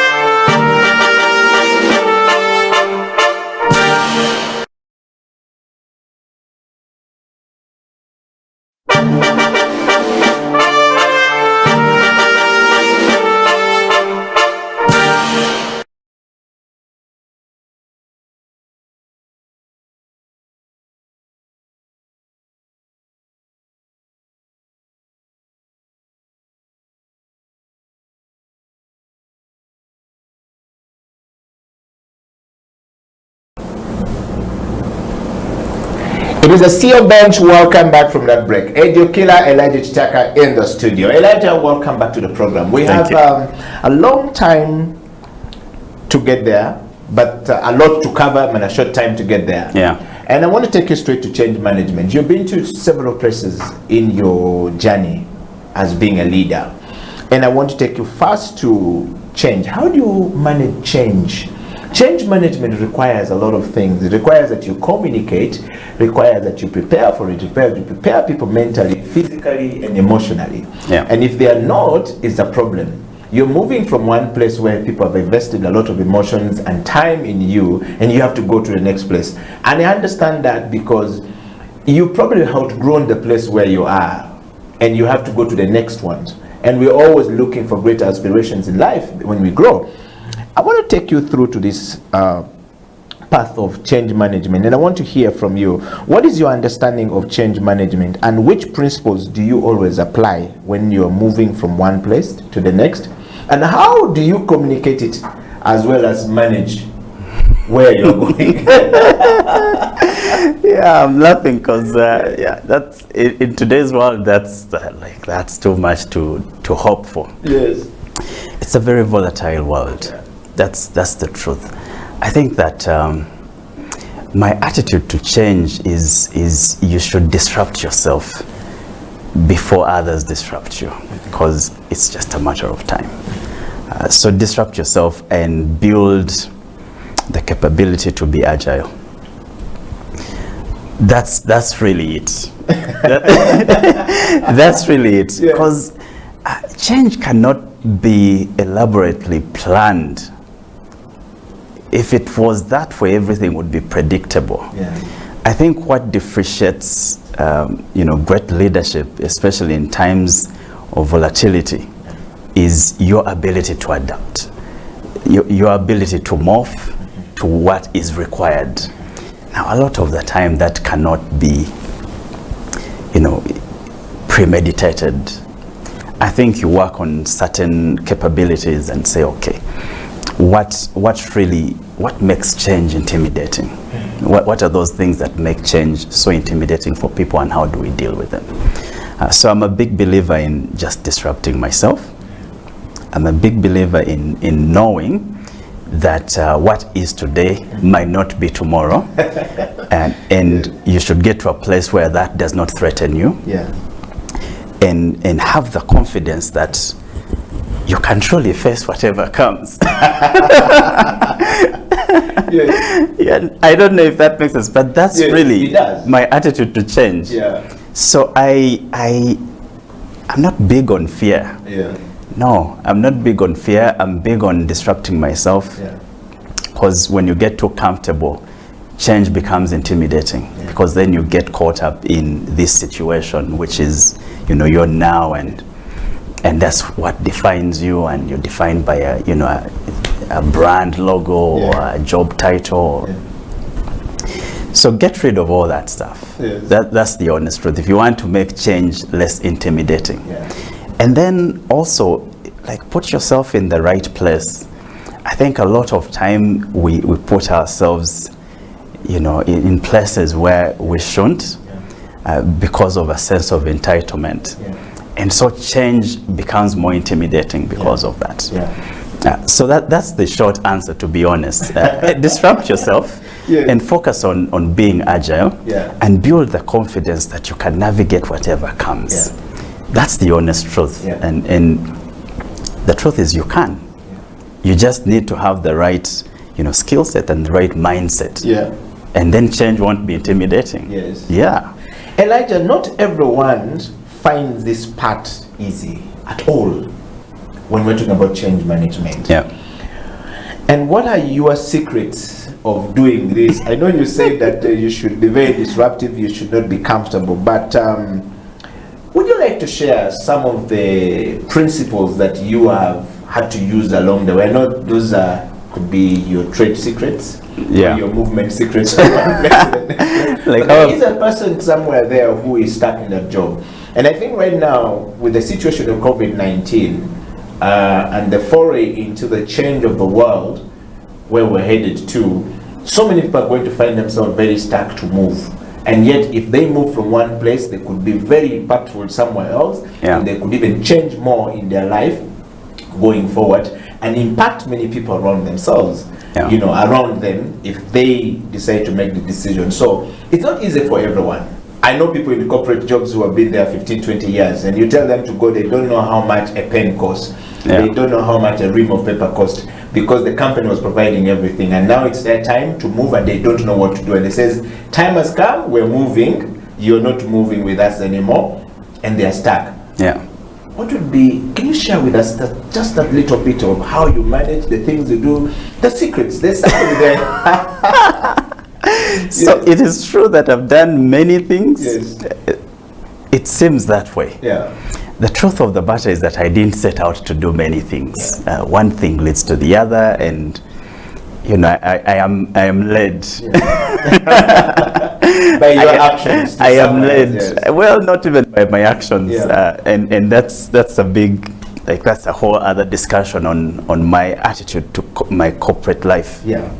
I feel like all these opportunities that come my way have been placed in my path for a reason, but also for just a season. And so I should not lose sight of my who, the people I'm here to impact. So, I mean, the secrets are what I've shared, to be honest. One is be agile. Now, agility, it's multifaceted. I know that in the corporate world, it's a buzzword. It might be abused. Correct. But agility on a personal level could mean that if you notice that your situation is changing, you need to make adjustments, you know, before the impact, you know, hits you. And not many people are willing to make those adjustments. Really. Because a lot of time you kind of wrap your personality and you into these things, and it really becomes very difficult to let them go, or to make, you know, to make some adjustments. But I think you really need to figure out how to be agile. That's a big part of change. Two is the confidence. Eddie, that's the biggest thing actually. The biggest friction to change is fear. Of the unknown. Fear of the unknown, fear of what will happen. So you have this, figure out how to give yourself, if you don't believe in anyone else that can give you that confidence, that you have what it takes to face situations and figure them out. And you really do. And people do. Any situation that you face, you can figure it out. And so move with that confidence, and then change will become less intimidating. I think, to me, the people that are very, you know, threatened by change, it's one of those things. It's either they're not agile enough, so they can't make quick adjustments in a very volatile world, and now it's even worse. So you have to move faster, you have to try and anticipate, but even if you don't, you have to really try to, you know, respond quickly. But also, you know, face it with this confidence that really, like, all things are possible. That's the truth. It's true, yes. That's the truth. Like, you can figure it out. If you put your mind to it, you will figure it out. Well, I thank you very much, everyone. First of all, we won't be able to answer or to allow Elijah to, you know, sort of like respond to everybody's question, but we will highlight a few of them because of time, and we know that he's a busy man and he's about to go, and that's what CEOs are made for: making decisions, creating the path, thinking for businesses, providing solutions for where we are supposed to go. Elijah, I want to read for you one from you know, Frank Chugumi says, blessed to be watching the show. It says, if it is not your path, then exit.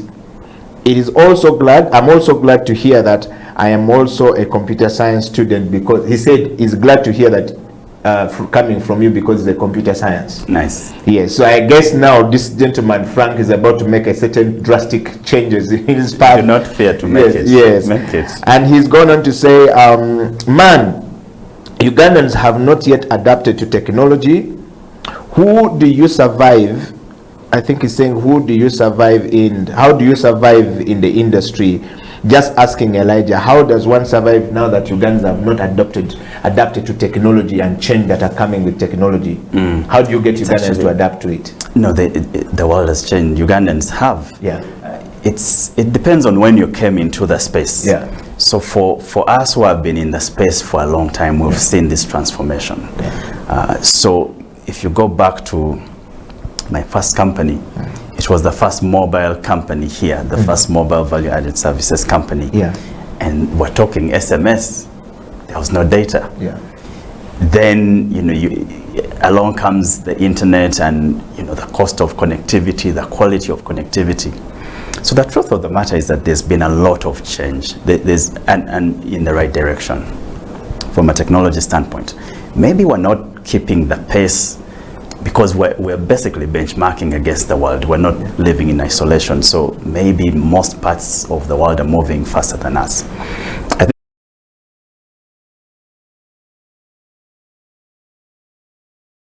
Who are asking themselves the same question, wondering what to do. We want to wind up the show by talking about transformation. In fact, the last question is about transformation. How does one cause transformation in their ecosystem? How do I become a transformative person?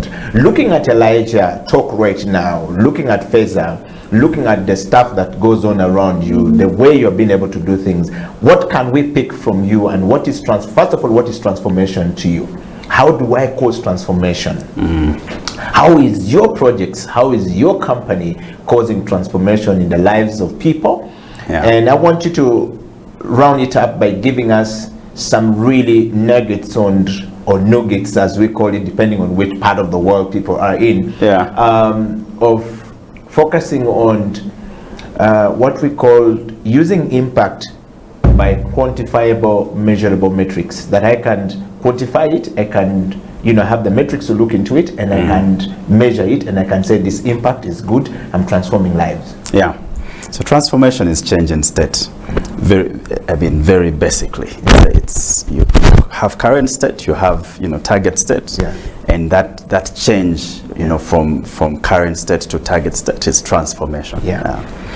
Now obviously the scale, the impact depends on what the scenario is. But how do you transform? So I guess let's use that typical example. We had the world pre-COVID, and then COVID comes, and you really have no choice. You either you're either surviving or transforming or closing. And how do you make that switch? I think that there is a level of understanding, needs, actual customer needs. So from a business point of view, and figuring out how to then anticipate ways in which you can still meet those needs if current ones have been disrupted. And COVID has been such a big disruptor. So I think that the detailed answer might be too technical, but high level, that's really what you're working with. You're working with current state, then some major disruption, and then you have target state, and that journey is a transformation journey. And a lot of it is really the fact that you're going to learn to be uncomfortable. You're going to become comfortable with being uncomfortable, and to make those quick changes that are going to help you to move to target state. And it might not happen as quickly as you would like to, but to know that when you drive from here to Kavala, you don't see the whole road. But as you drive, more road will reveal itself. And so it becomes clearer as you go along. So get started and keep moving. Wow. Mr. Chitaka, we have come to the end of this interview, but I want to ask you, how do you keep your team motivated at Feza? Purpose. Connect with the purpose. What are we here to do?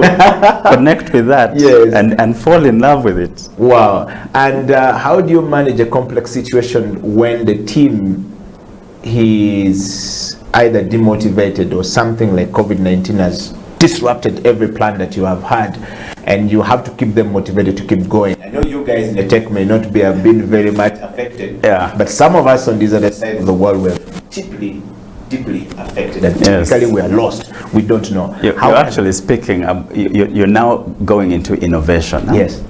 Because it's just an innovation challenge. These situations that come that are unexpected are innovation challenges. And so for me, I'm always in that mode of, okay, so this is what needs to be figured out. So you should quickly jump into problem solving and solution finding mode, because that's the truth. It's just an innovation challenge. Maybe it's a huge competitor that comes into your market. Maybe it's a huge disruptor like COVID that then lands and disrupts your entire plan for the year. At the end of the day, it's still just an innovation challenge. So these are the cards that you have. Make the most with them. Wow. And then let the clock start. Wow. Thank you very much, Elijah, for coming to the program. We know we need to let you go. And 3 things that you want us to take from this interview today from the CEO. First of all, what is it like being a CEO on the top? Yes, I guess it's tough. It's tough. Yes. Yeah, it's tough. It's too much pressure. But that's the job. Yeah. That's the job, and it's your decision to take the job. So, yeah, you buckle up and jump in. Yes. Yeah. I want you to look into this camera and just tell us what are the 3 things you want to sum up today in this show and this program, that when I watch you any part of the world, Yeah. I'll wake up and do that one thing and my journey will start. The one thing I would say is just that confidence that you can do anything.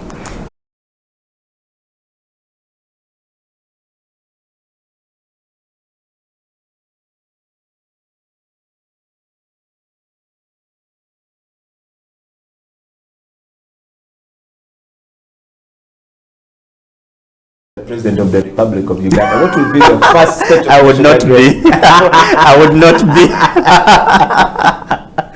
No, so that's the Minister of Technology. No, I would not be either.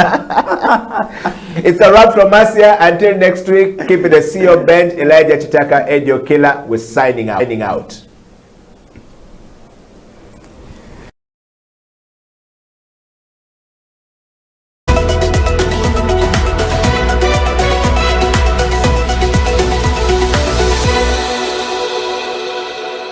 The people. So that missing link.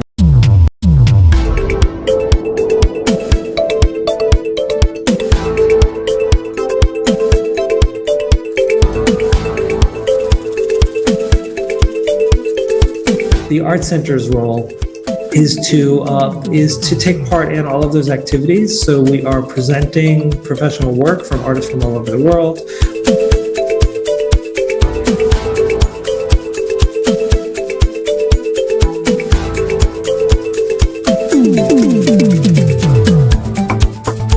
You look at the modern times where you look at young people who are trying to copy and trying to be like other people. So that missing link really keeps me going as an artist, and it makes me create.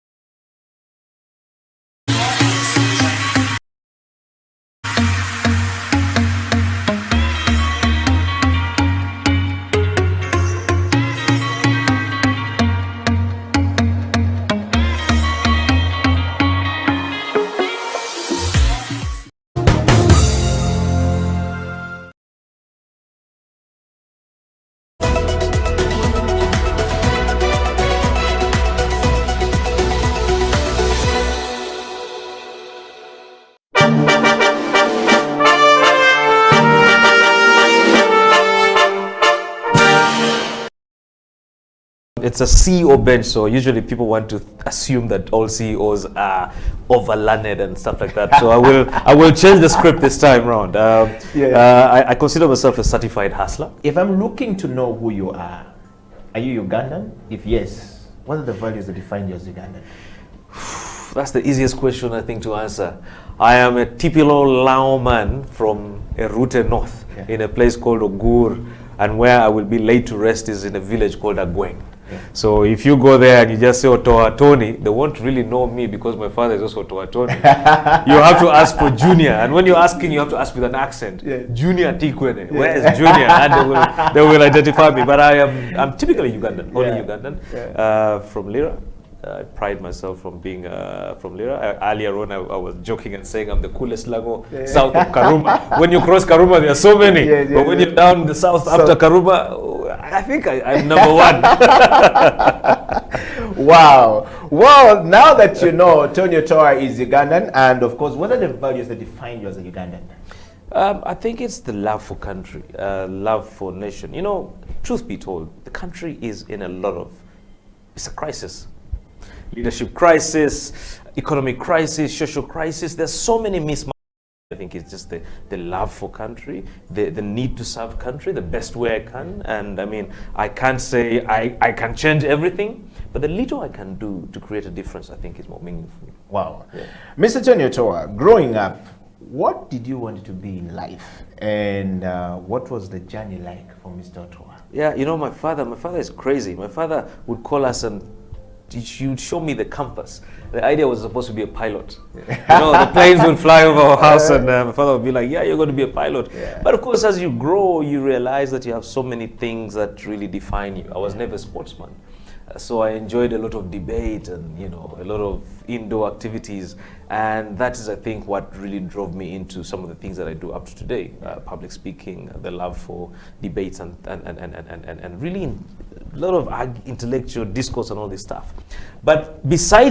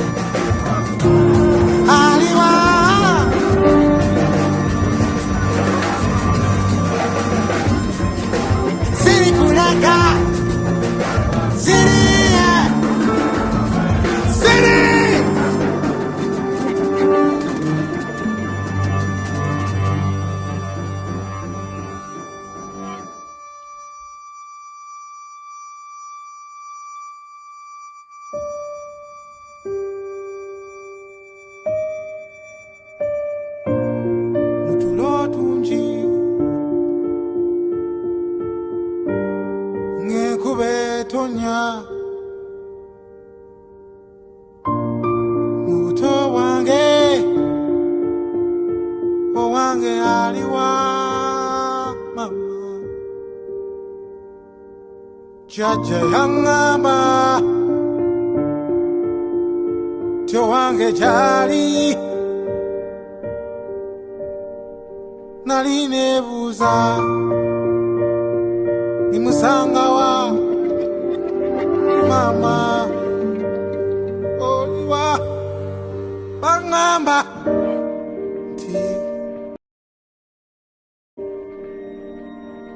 Nti Jali, Mama Jali, yeah, Jali, Wange, Mama Wange, Jali, Mirembe, Mirembe.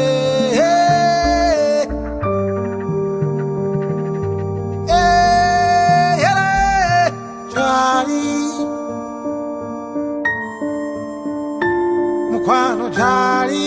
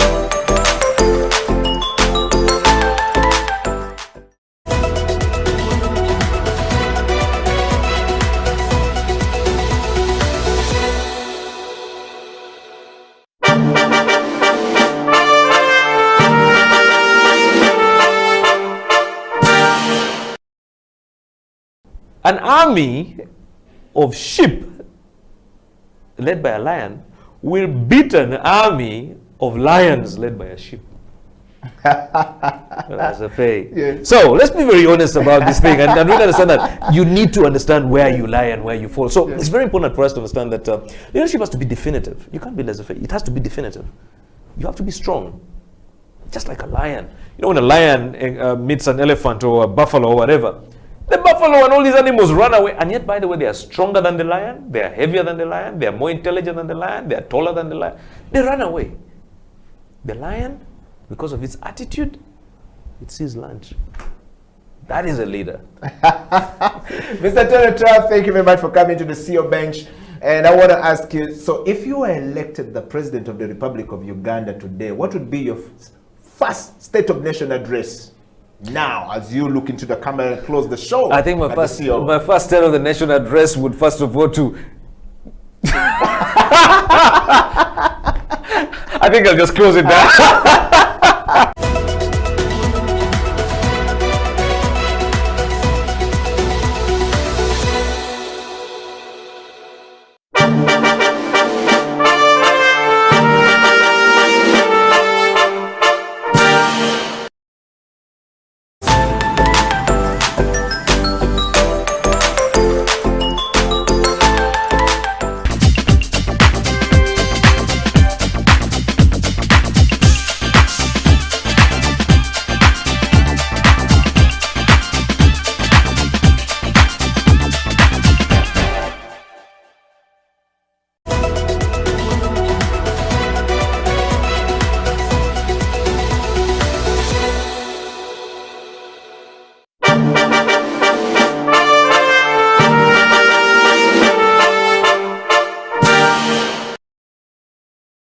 An army of sheep led by a lion will beat an army of lions led by a sheep.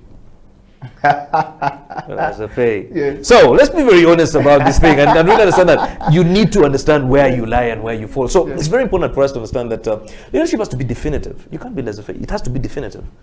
You have to be strong, just like a lion. You know, when a lion meets an elephant or a buffalo or whatever, the buffalo and all these animals run away. And yet, by the way, they are stronger than the lion, they are heavier than the lion, they are more intelligent than the lion, they are taller than the lion. They run away. The lion, because of its attitude, it sees lunch. That is a leader. Mr. Tony, thank you very much for coming to the CEO bench. And I want to ask you, so if you were elected the President of the Republic of Uganda today, what would be your first State of Nation address now, as you look into the camera and close the show? I think my first State of the Nation address would first of all to... I think I'll just close it down.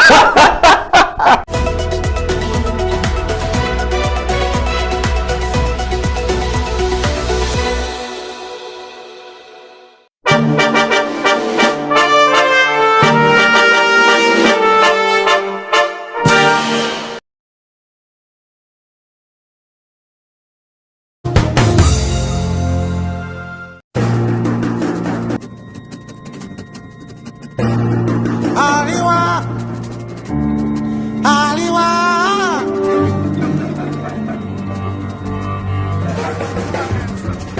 Siri kulaka, Siri kulaka, Siri, Siri. Aliwa, Aliwa.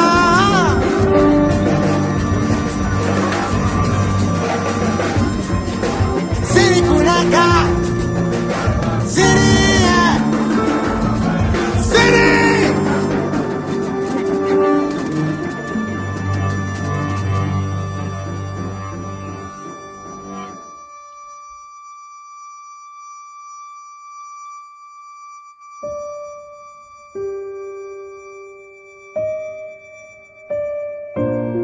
Mutulo tunji ngekubetonya muto wange owange aliwa mama jaja yangamba tyo wange jali nalinebuza nimusanga wa mama oliwa bangamba nti jali mama jali yeah jali wange mama wange jali mirembe mirembe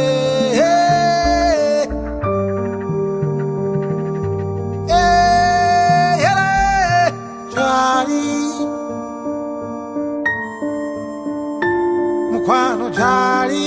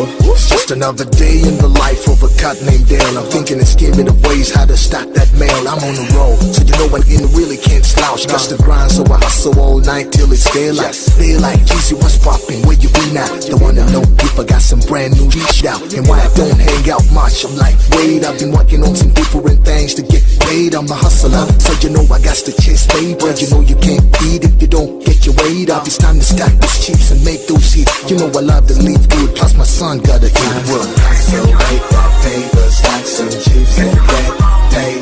Get your way up, just like cheddar, stack your chips, go get paid. Time to hustle, make that paper, stack some chips and get paid.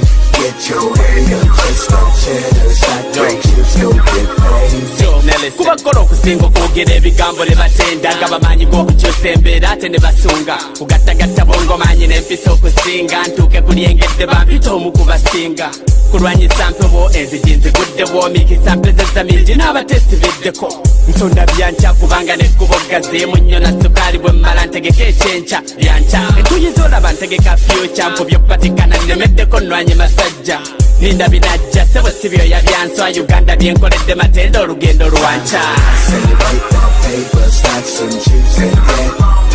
Get your hay up just like cheddar, stack your chips, go get paid. Time to hustle, make our paper, stack some chips and get paid. Get your hay up just like cheddar, stack your chips, go get paid. The plot thickens, the hands on the clock steady ticking. Time to get ready to flip another chicken. The streets is rough and tough out here, and nothing for free. Kids again gotta strive just to get a grip. And so I stay busy, slanging CDs, distributing my product all over this class. See the streets is a roller coaster ride, so I'm strapped, no doubt. I heard them niggas say money makes the world go round. I'm a hustler, so you know I got to get paid. But you know you can't eat if you don't get your weight up. Time to stack those chips and make those hits. You know I love to leave good, plus my son gotta eat. So make our paper, stack some chips and get paid. Get your way up, just like cheddar, stack your chips, go get paid. Time to hustle, make our paper, stack some chips and get paid. Get your way up, just like cheddar, stack your chips, go get paid. Time to hustle, make our paper, stack some chips and get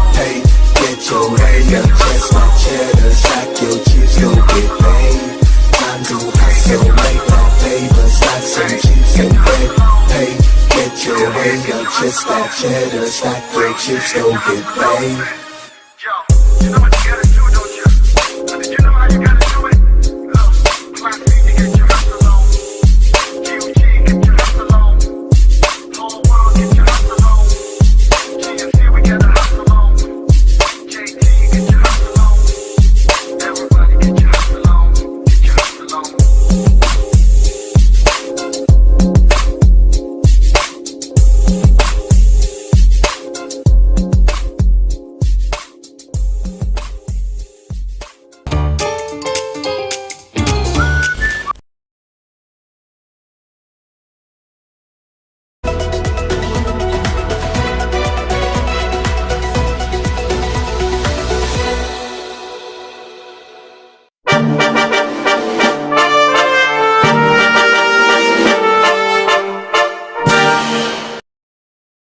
It's a CEO bench, so usually people want to assume that all CEOs are overlearned and stuff like that. So I will change the script this time round. I consider myself a certified hustler. If I'm looking to know who you are you Ugandan? If yes, what are the values that define you as Ugandan?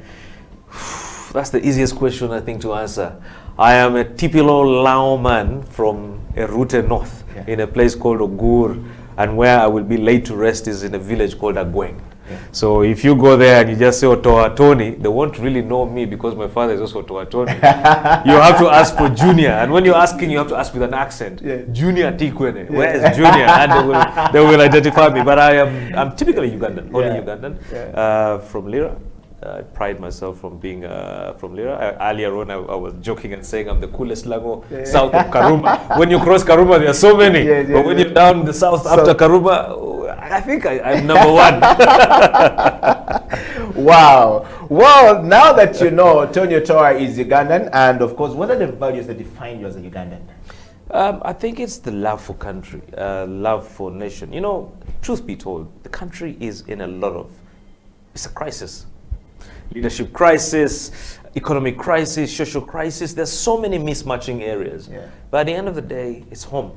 You know, you cannot run and abandon your home because of the issues in your home. I think that then creates an opportunity for you to do something to change what's happening and what you see as a crisis. So in terms of what I see as a value, what I take out of that for me, I think is just the love for country, the need to serve country the best way I can. And I mean, I can't say I can change everything, but the little I can do to create a difference, I think is more meaningful. Wow. Mr. Tonyo Toa, growing up, what did you want to be in life? And what was the journey like for Mr. Toa? Yeah, you know, my father is crazy. My father would call us and he would show me the compass. The idea was supposed to be a pilot. You know, the planes would fly over our house and my father would be like, yeah, you're going to be a pilot. But of course, as you grow, you realize that you have so many things that really define you. I was never a sportsman. So I enjoyed a lot of debate and, you know, a lot of indoor activities. And that is, I think, what really drove me into some of the things that I do up to today. Public speaking, the love for debates and really a lot of intellectual discourse and all this stuff. But besides that, I think it's also the fact that I won't lie. I did not know what I wanted to be.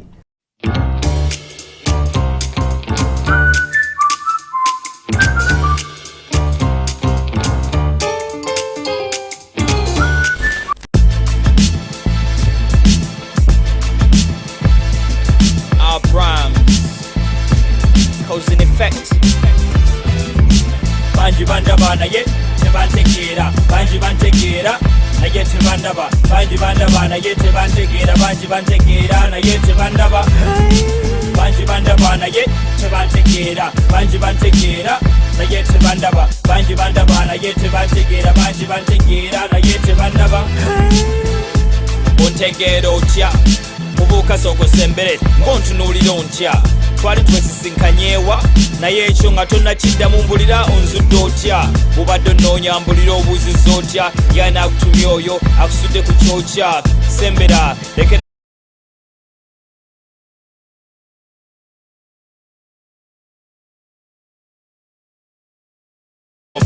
abatamanyi bawuza falawuyo nakyo kinkolera kuba mbayita kuli talaba olwo abagamba nti nina amasaana abiri gali maaso abiri gali mabega nkoto lwaki balowooza bwe batyo kuba nzinengera gyenva nejengenda banji bandaba naye tebantegeera banji bantegeera naye tebandaba banji bandaba naye tebantegeera banji bantegeera naye tebandaba banji bandaba naye tebantegeera banji bantegeera naye tebandaba banji bandaba naye tebantegeera banji bantegeera naye tebandaba abafere bantya bwe bandaba bo tebaddamu kucacyanca bakirako bingubiridde mu kyenkya anti ndi mu bufu obukodyo nina nkuyanja bategera waggulu nempita wansi ne banteeka ku kkono nempita ku ddyo mbaleka basembye kya bulijjo obukodyo bwe gaba mazzi ewange yewali ensulo ewange gyensulo olumu onoonya n'ombulo olumu nsula nkola olumu nsiba ntabalira ekumpi n'ewala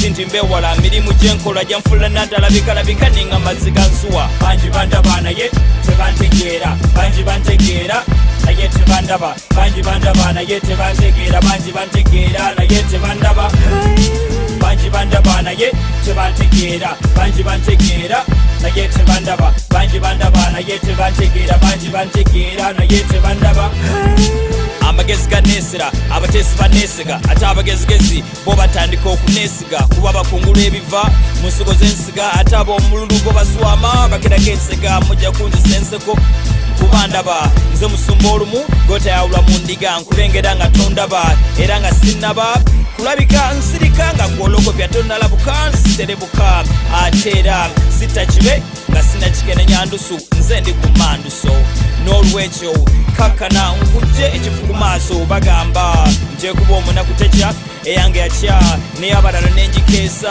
era bwe njagala nebakootulo n'obudde nenkeesa awakana kikyoteesa banji bandaba naye tebantegeera banji bantegeera naye tebandaba banji bandaba naye tebantegeera banji bantegeera naye tebandaba banji bandaba naye tebantegeera banji bantegeera naye tebandaba banji bandaba naye tebantegeera banji bantegeera naye tebandaba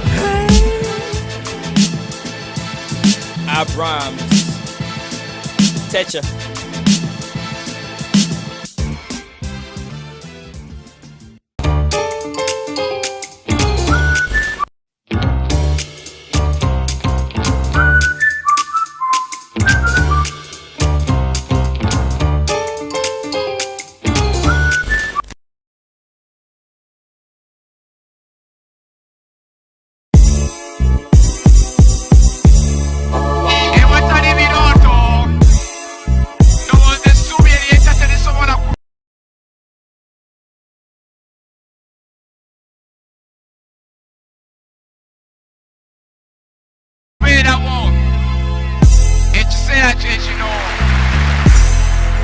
Hey, then let's go! I had a dream to be a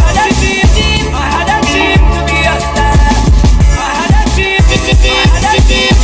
had a dream to be a star. Come on, come on! I had a dream to be a star. Yeah, I had a dream to be a star. Hey, then, here we go again. Alan, you ready? It's history to make it. Let's go! So many stories on my hood, half a tragic. No toys as a kid, to me cash was magic. Outside my window was a wall, that was graphic. Now my view was just so damn panoramic. Way before we were dodging all of the camera flashes. I never prayed much, I just asked for answers. No excuses, I just felt like I had to practice. Rhyming was a disease, I just had to catch it. Battling was my sport, I just had to match it. Number one was my spot, I just had to grab it. The industry was my drug, I just had to crack it. This is my future, I can't get past it. So if the industry's a drug, I get us hooked. Knew I was gonna make it when I had Dennis shook. I've dropped hit records with unfinished hooks. Yet all my records deserve to be in the Guinness book. I had a dream to be a star. I had a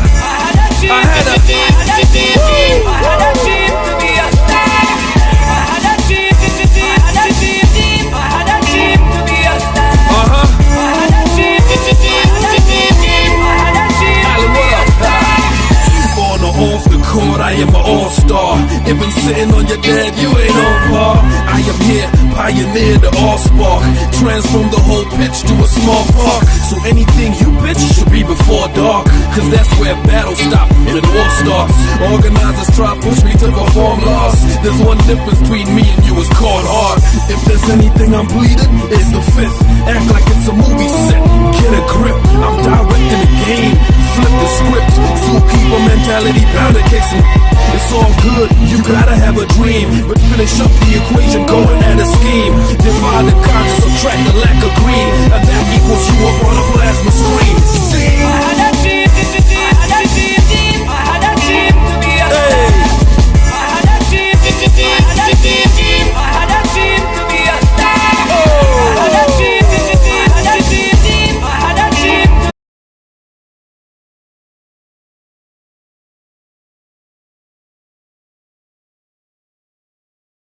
to with my shine. Even my boys be believing I was primed. And how my dreams I'm achieving them with rhyme. And the awards I'm receiving for the lines. Like Tony Hawk, I'm succeeding with the grind. TIA, nobody uses that phrase. R.I.P. to my boy who's in the grave. VIP, not how I choose to behave. CID, with how I abuse the game. Bad news is the news of the day. But mama didn't raise me to have the views of a slave. When it comes to hits, I do 2 in a day. We run the game, so who wanna play? Hey, I had a dream, I had a dream, I had a dream to be a star. Yeah, gotta have a dream. I had a dream, I had a dream, I had a dream to be a star. I had a dream, I had a dream, I had a dream to be a star. Can you taste it? It's right there, man. I had a dream, I had a dream to be a star. Hold on, everybody, hands together. Put your hands together right now. I had a dream to be a star. Yeah, you got a dream.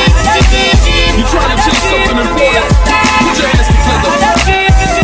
Almost forgot to introduce myself again. It's Navio. African hustle, baby.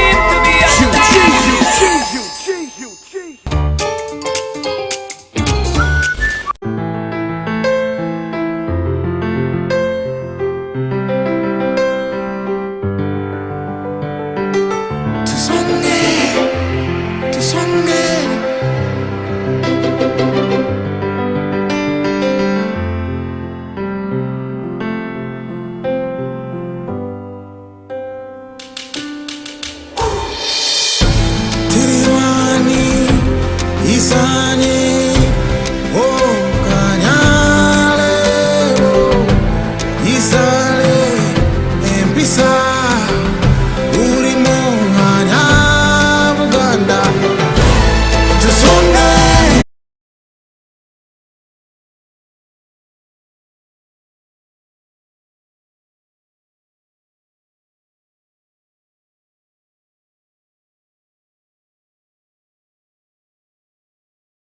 Abundance of food, we have abundance of employment as long as you look out for the right things.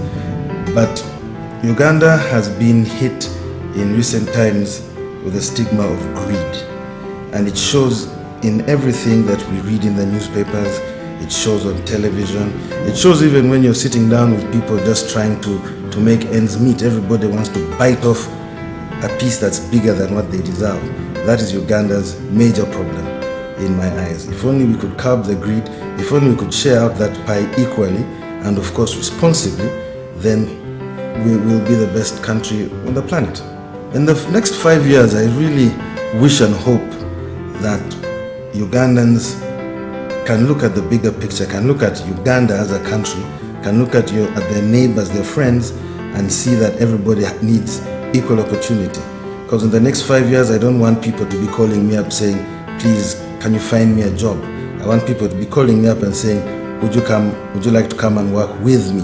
That is what I'd like to see. In the next 50 years, I don't want to see my child suffering. I want to see him prosperous.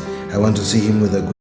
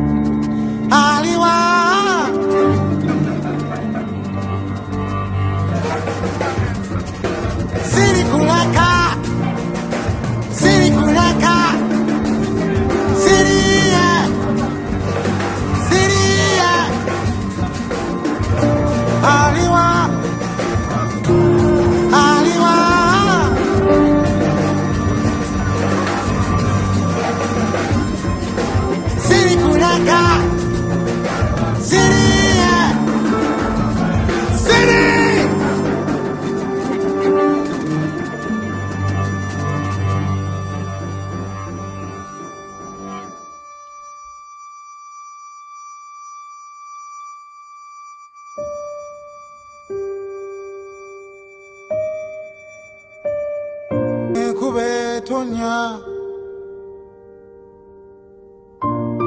muto wange owange aliwa mama jaja yangamba towange jali nalinebuza nimusanga wa mama oliwa bangamba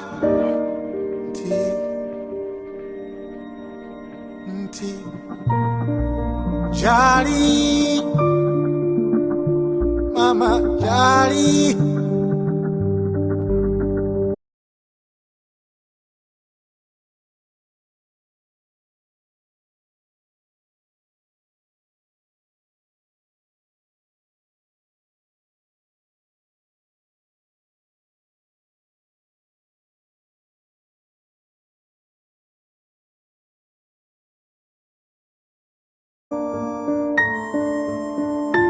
mukwano jali Engineered in the heart of the pearl, one face, four perspectives, embracing a hip, urban and dynamic community, keeping dibs on the constantly evolving African scene, finding the hottest talent in Uganda and beyond, inspiring beautiful minds across the world, literally changing the game on television. This is XXL TV Show Season 4. Go big or go home. Otherwise, be inspired.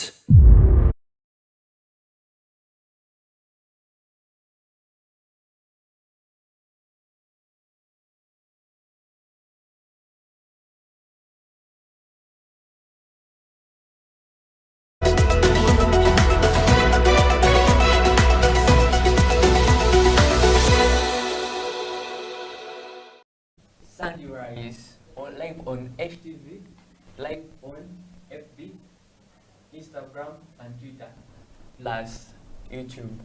I'm Chisoja. I'm Kasule Grace. I'm Sachi Brighton. Lukanga Khaled. Semakule Elijah.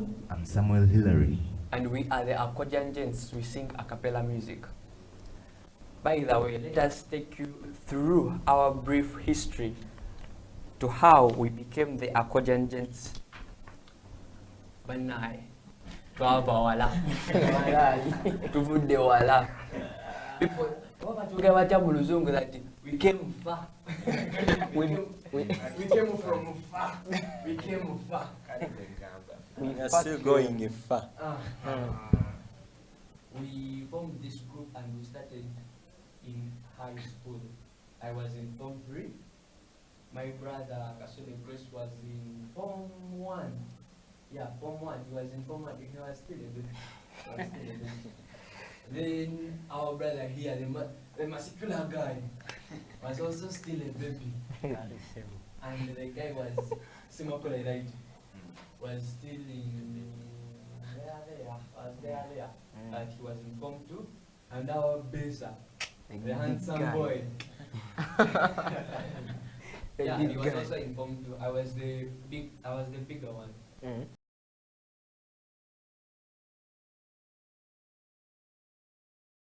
Then our brother Brighton joined us lately, but we are so blessed to have him in the group. Yeah, I do beatboxing. That's how I got to know that I have a talent to do a cappella music. And my brother Kasule Grace on the extreme right does lead. Some people call it soprano, but we call it lead because he leads the song. Then our brother Brighton, the second one from right, does lead, alto, and tenor. The third one is called Lukan Khaled. He does tenor, back lead, but he likes tenor the most. Wow. Yeah. Asemba eri ekipro waffe manager Semakula Elijah That big name. He's the bro. He does the music stuff, organization, everything we do in music. Yeah, Scholar Pop. And the woofer, the handsome boy, the one I'm seated with here at the back. He does the bass. Nela, guys wanted to bring some other guys. I told them, I have my guy. They call him Onyokoro Hirare. By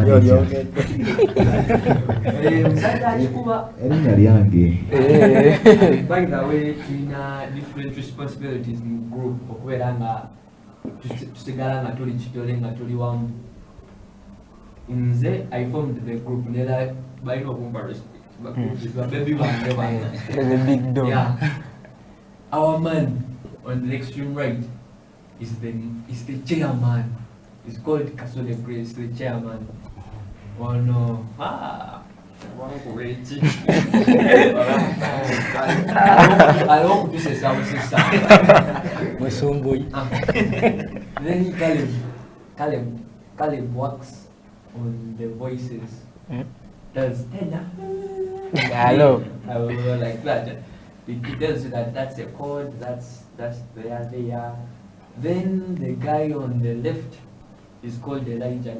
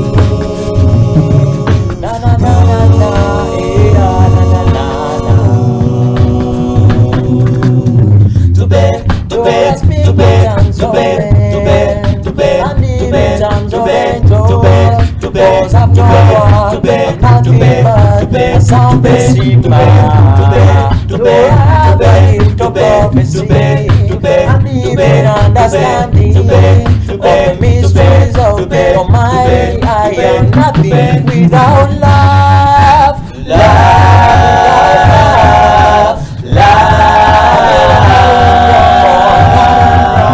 my God is love, I make no one go round. Love,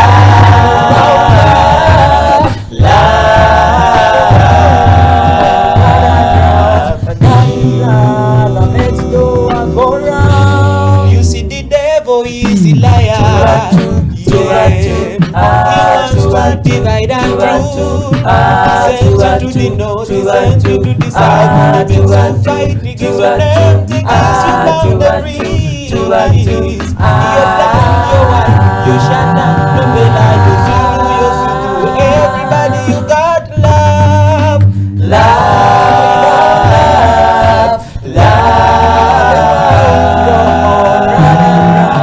My God is love, and makes the world go round.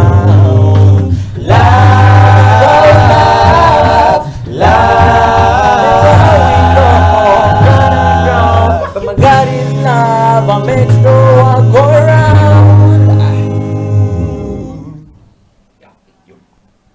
Let's give them another song. One more.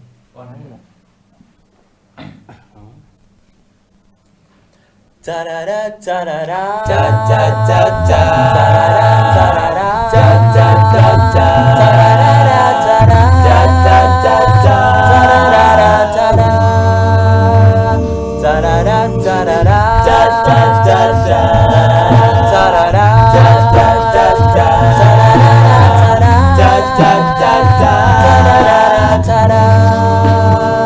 Bwana ni mwokozi wangu, tena ni kiongozi wangu, analipenda leo kuliko jana, malazi hazibarikishi, si kama binadamu hadiliki, analipenda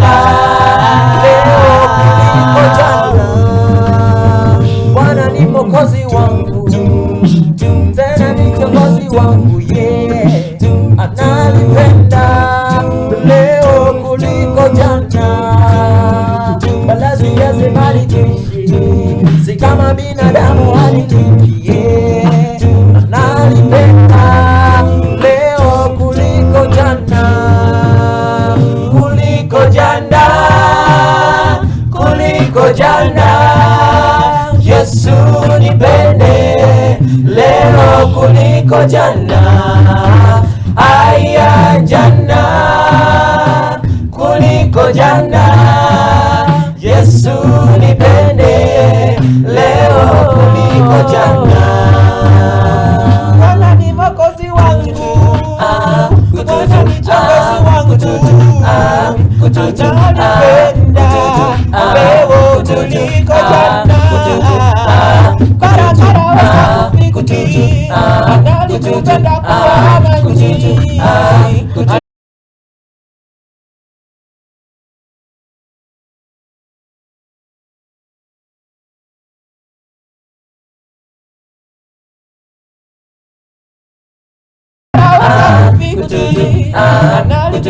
kuwa amani, analipenda leo kuliko jana, kuliko jana, kuliko jana.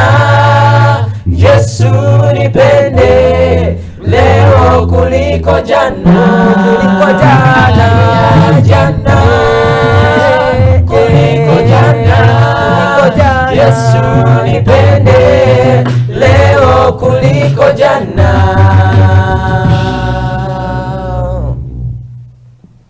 Yeah, and that's what they call a cappella music. You do all using your mouth. I was doing the beats, and by the way, solo gamba umwana bada kuba beats chechi no.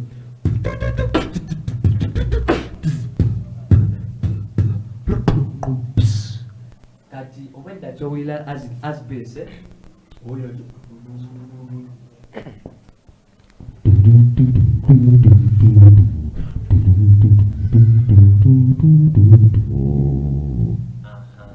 now there is what they call bumps. Omwenda woya those are bumps. I think Kalibu ni semapola ni mukuru Grace msoto mlaga bantu tebaita bumps bali megamba bumps. Guno mukwano Yesu gwalina bwe ndowooza ku birungi ebyo byasakola bindaga namufaayo kwa Yesu ndowooza ku birungi ebyo byasakola nabirabe ebyo byasamba bindaga namufaayo kwa Yesu kimala bumazenjo. Chemwele chebaita nam eyo vamp. Yeah. Let's go for a short break. We shall return. Yeah. Stay tuned.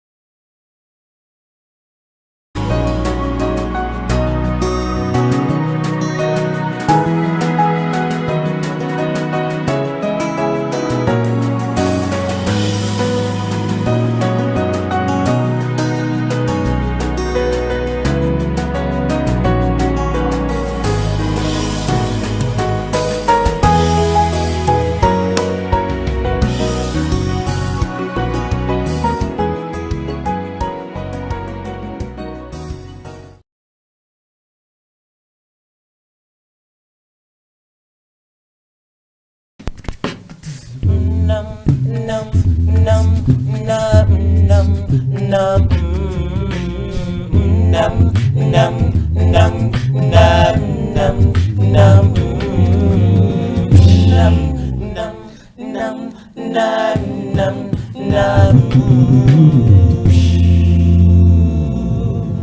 back from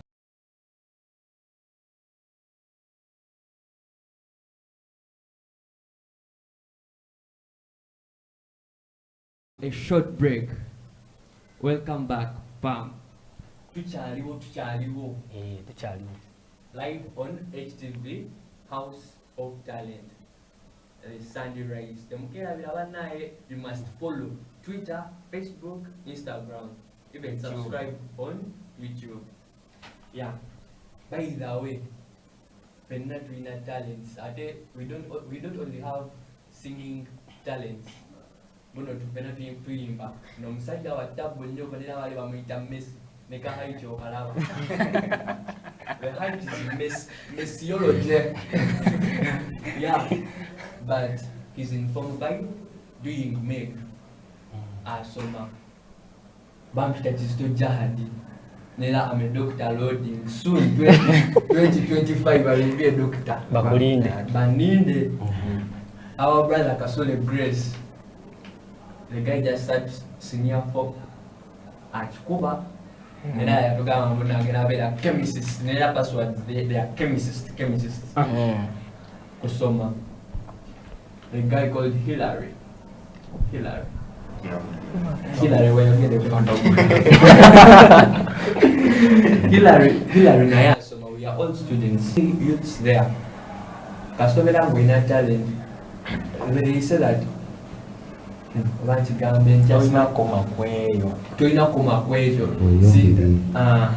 Onyambo singati yaita manyi luzungu singata so akugenda na president Museveni emotoka bambo so tiri naye bali bogera luzungu si Luganda naye motoka therefore if you're there when you have a talent obo yimbo samba kapira ozina it's better off than okubeera lingo okuba in fact nekirala in case nti obadde osamba kapiira n'omenyeko okugulu bw'obanga obadde tosoma nga toyinayo mulimu mulala gonna gw'omanyi kati oba ogenda kuddawa muganda wange abo tubakwasiza kale bw'ajja bayigiriza okuyimba. Therefore you should use your talent mixed with education. Toyina kuleka kusoma. Education is important, but also God is very important in your life. Yeah. For example, living up, education and talent. God follows. You put him first. Yeah. And by the way, in everything, to be any challenges. Chimanya abasamba kapira be challenges ngono. That's what akuba mutwe. What have challenges in every challenge. Nela, as the Akwajanjets, we also have zibs. So Slave Queens register zibs. Then I will have zibu. Agazibu. Thumbs up. Brother Kasule, you remember when we were going to was it LTV? We walked from Kawempe to what to Chisasi. On the foot, simple of a picture wakagali, net dagage. Chala luna de mugana wangono na jamo bongazi.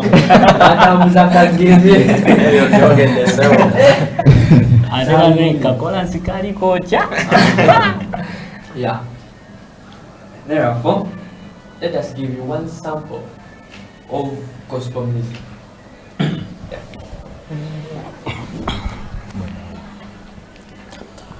Bwendo woza omusa laba mukama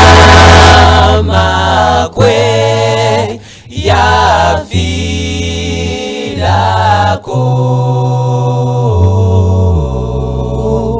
bugangamo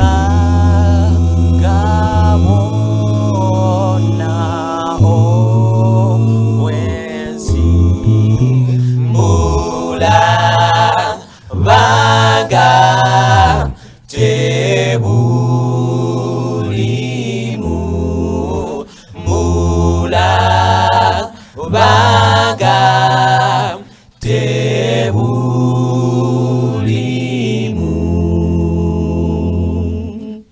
bwenda bamazino musai ebyavamu mbirizize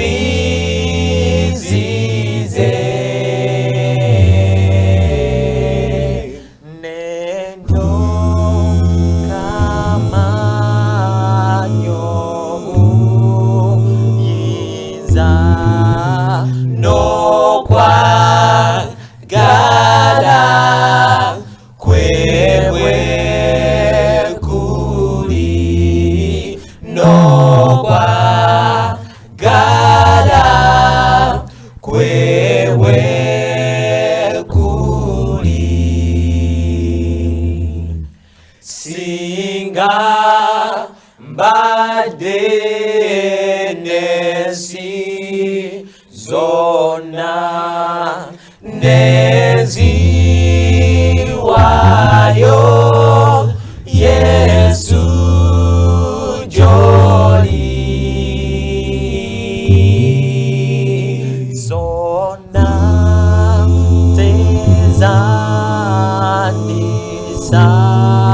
sune baja lyage lyenkanao baja lyage lyenkanao baja lyage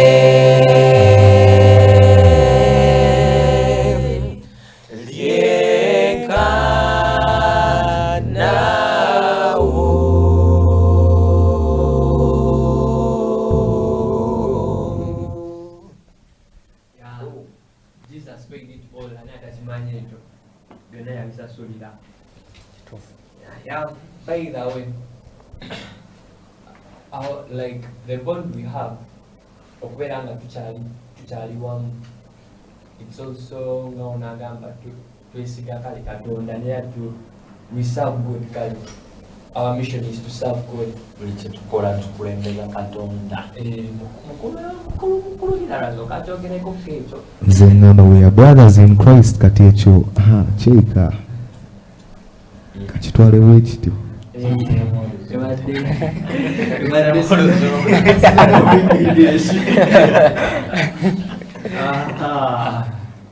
By the way, another advice to the youths. Oba olieyo nga olina kyosobola okukola, kkiriza munno osobola. Prosperity comes with a determination. Tekijja nga kale bannange nebagamba tulina ogundi gweoyimba n'ogamba naye nga nawe tumanyi buno oyimba jase kitiibwa kya Mukama, kitiibwa kya Mukama nga weyongeramu amaanyi n'okusoma, and even say no to violence. Say yes to it. Singa wana makono obunyama bouncer sikubeera bouncer omubiri gwatika gwatika. Okay, abantu bawe one song that motivates the what the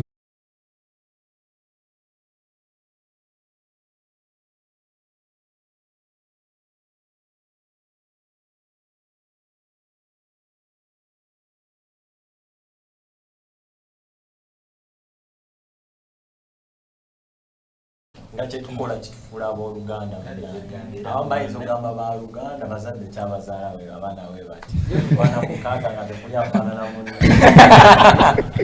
n'amanyi ogawulira onoonya okoli leka naawe ate mbulukanga kasule n'ensonga eyo atobawinanoza. We dedicate this song to all youths from Mali. Some bakumana mali naye nga olina something to show. Kwegambira nga yowina yowina lwakubanga kijja maaso kagende. Kela kumachane nerekereza ng'omutima omugazi era nze nengubikula ajagalizane basibula mukama ne musaba nnyo oluno oluleme kusala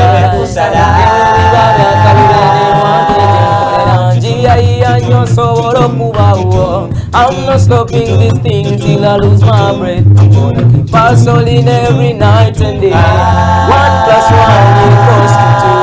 Japuya bola bola hatoba wina. Yeah, kalemera go.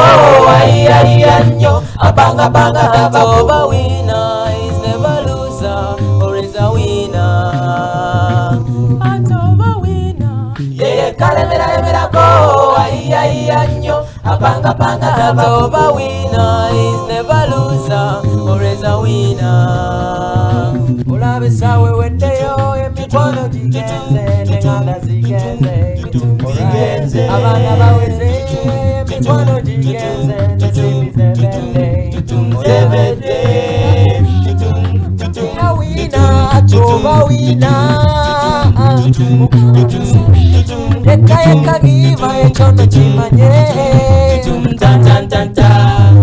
wina tapoera tabireka apanga na iya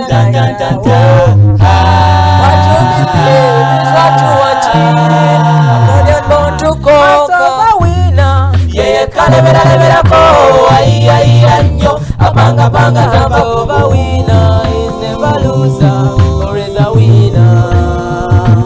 Hatoba wina yeye kalemera ko iya nyo apanga taba wina is never loser or is a winner. Hatoba wina yeye kalemera ko iya nyo apanga taba wina is never loser or is a winner. Let's go for a short break. Come out.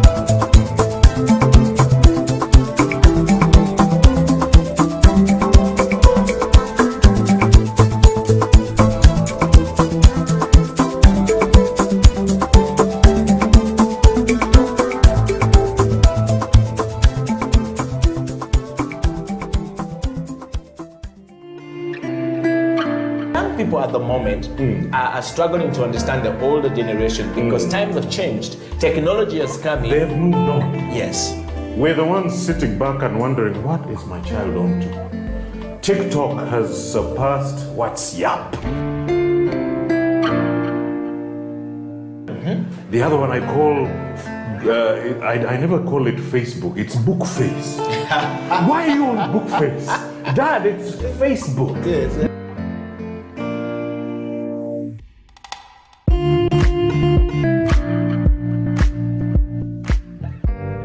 Me, I keep saying, I have a foot amongst the millennials. Yeah. And I understand the traditionalists. Okay. There's a song in the 60s, by the way, and in the 90s, 70s, where they're like, parents don't understand. Yes. Yeah, remember Prince? Yes. Prince.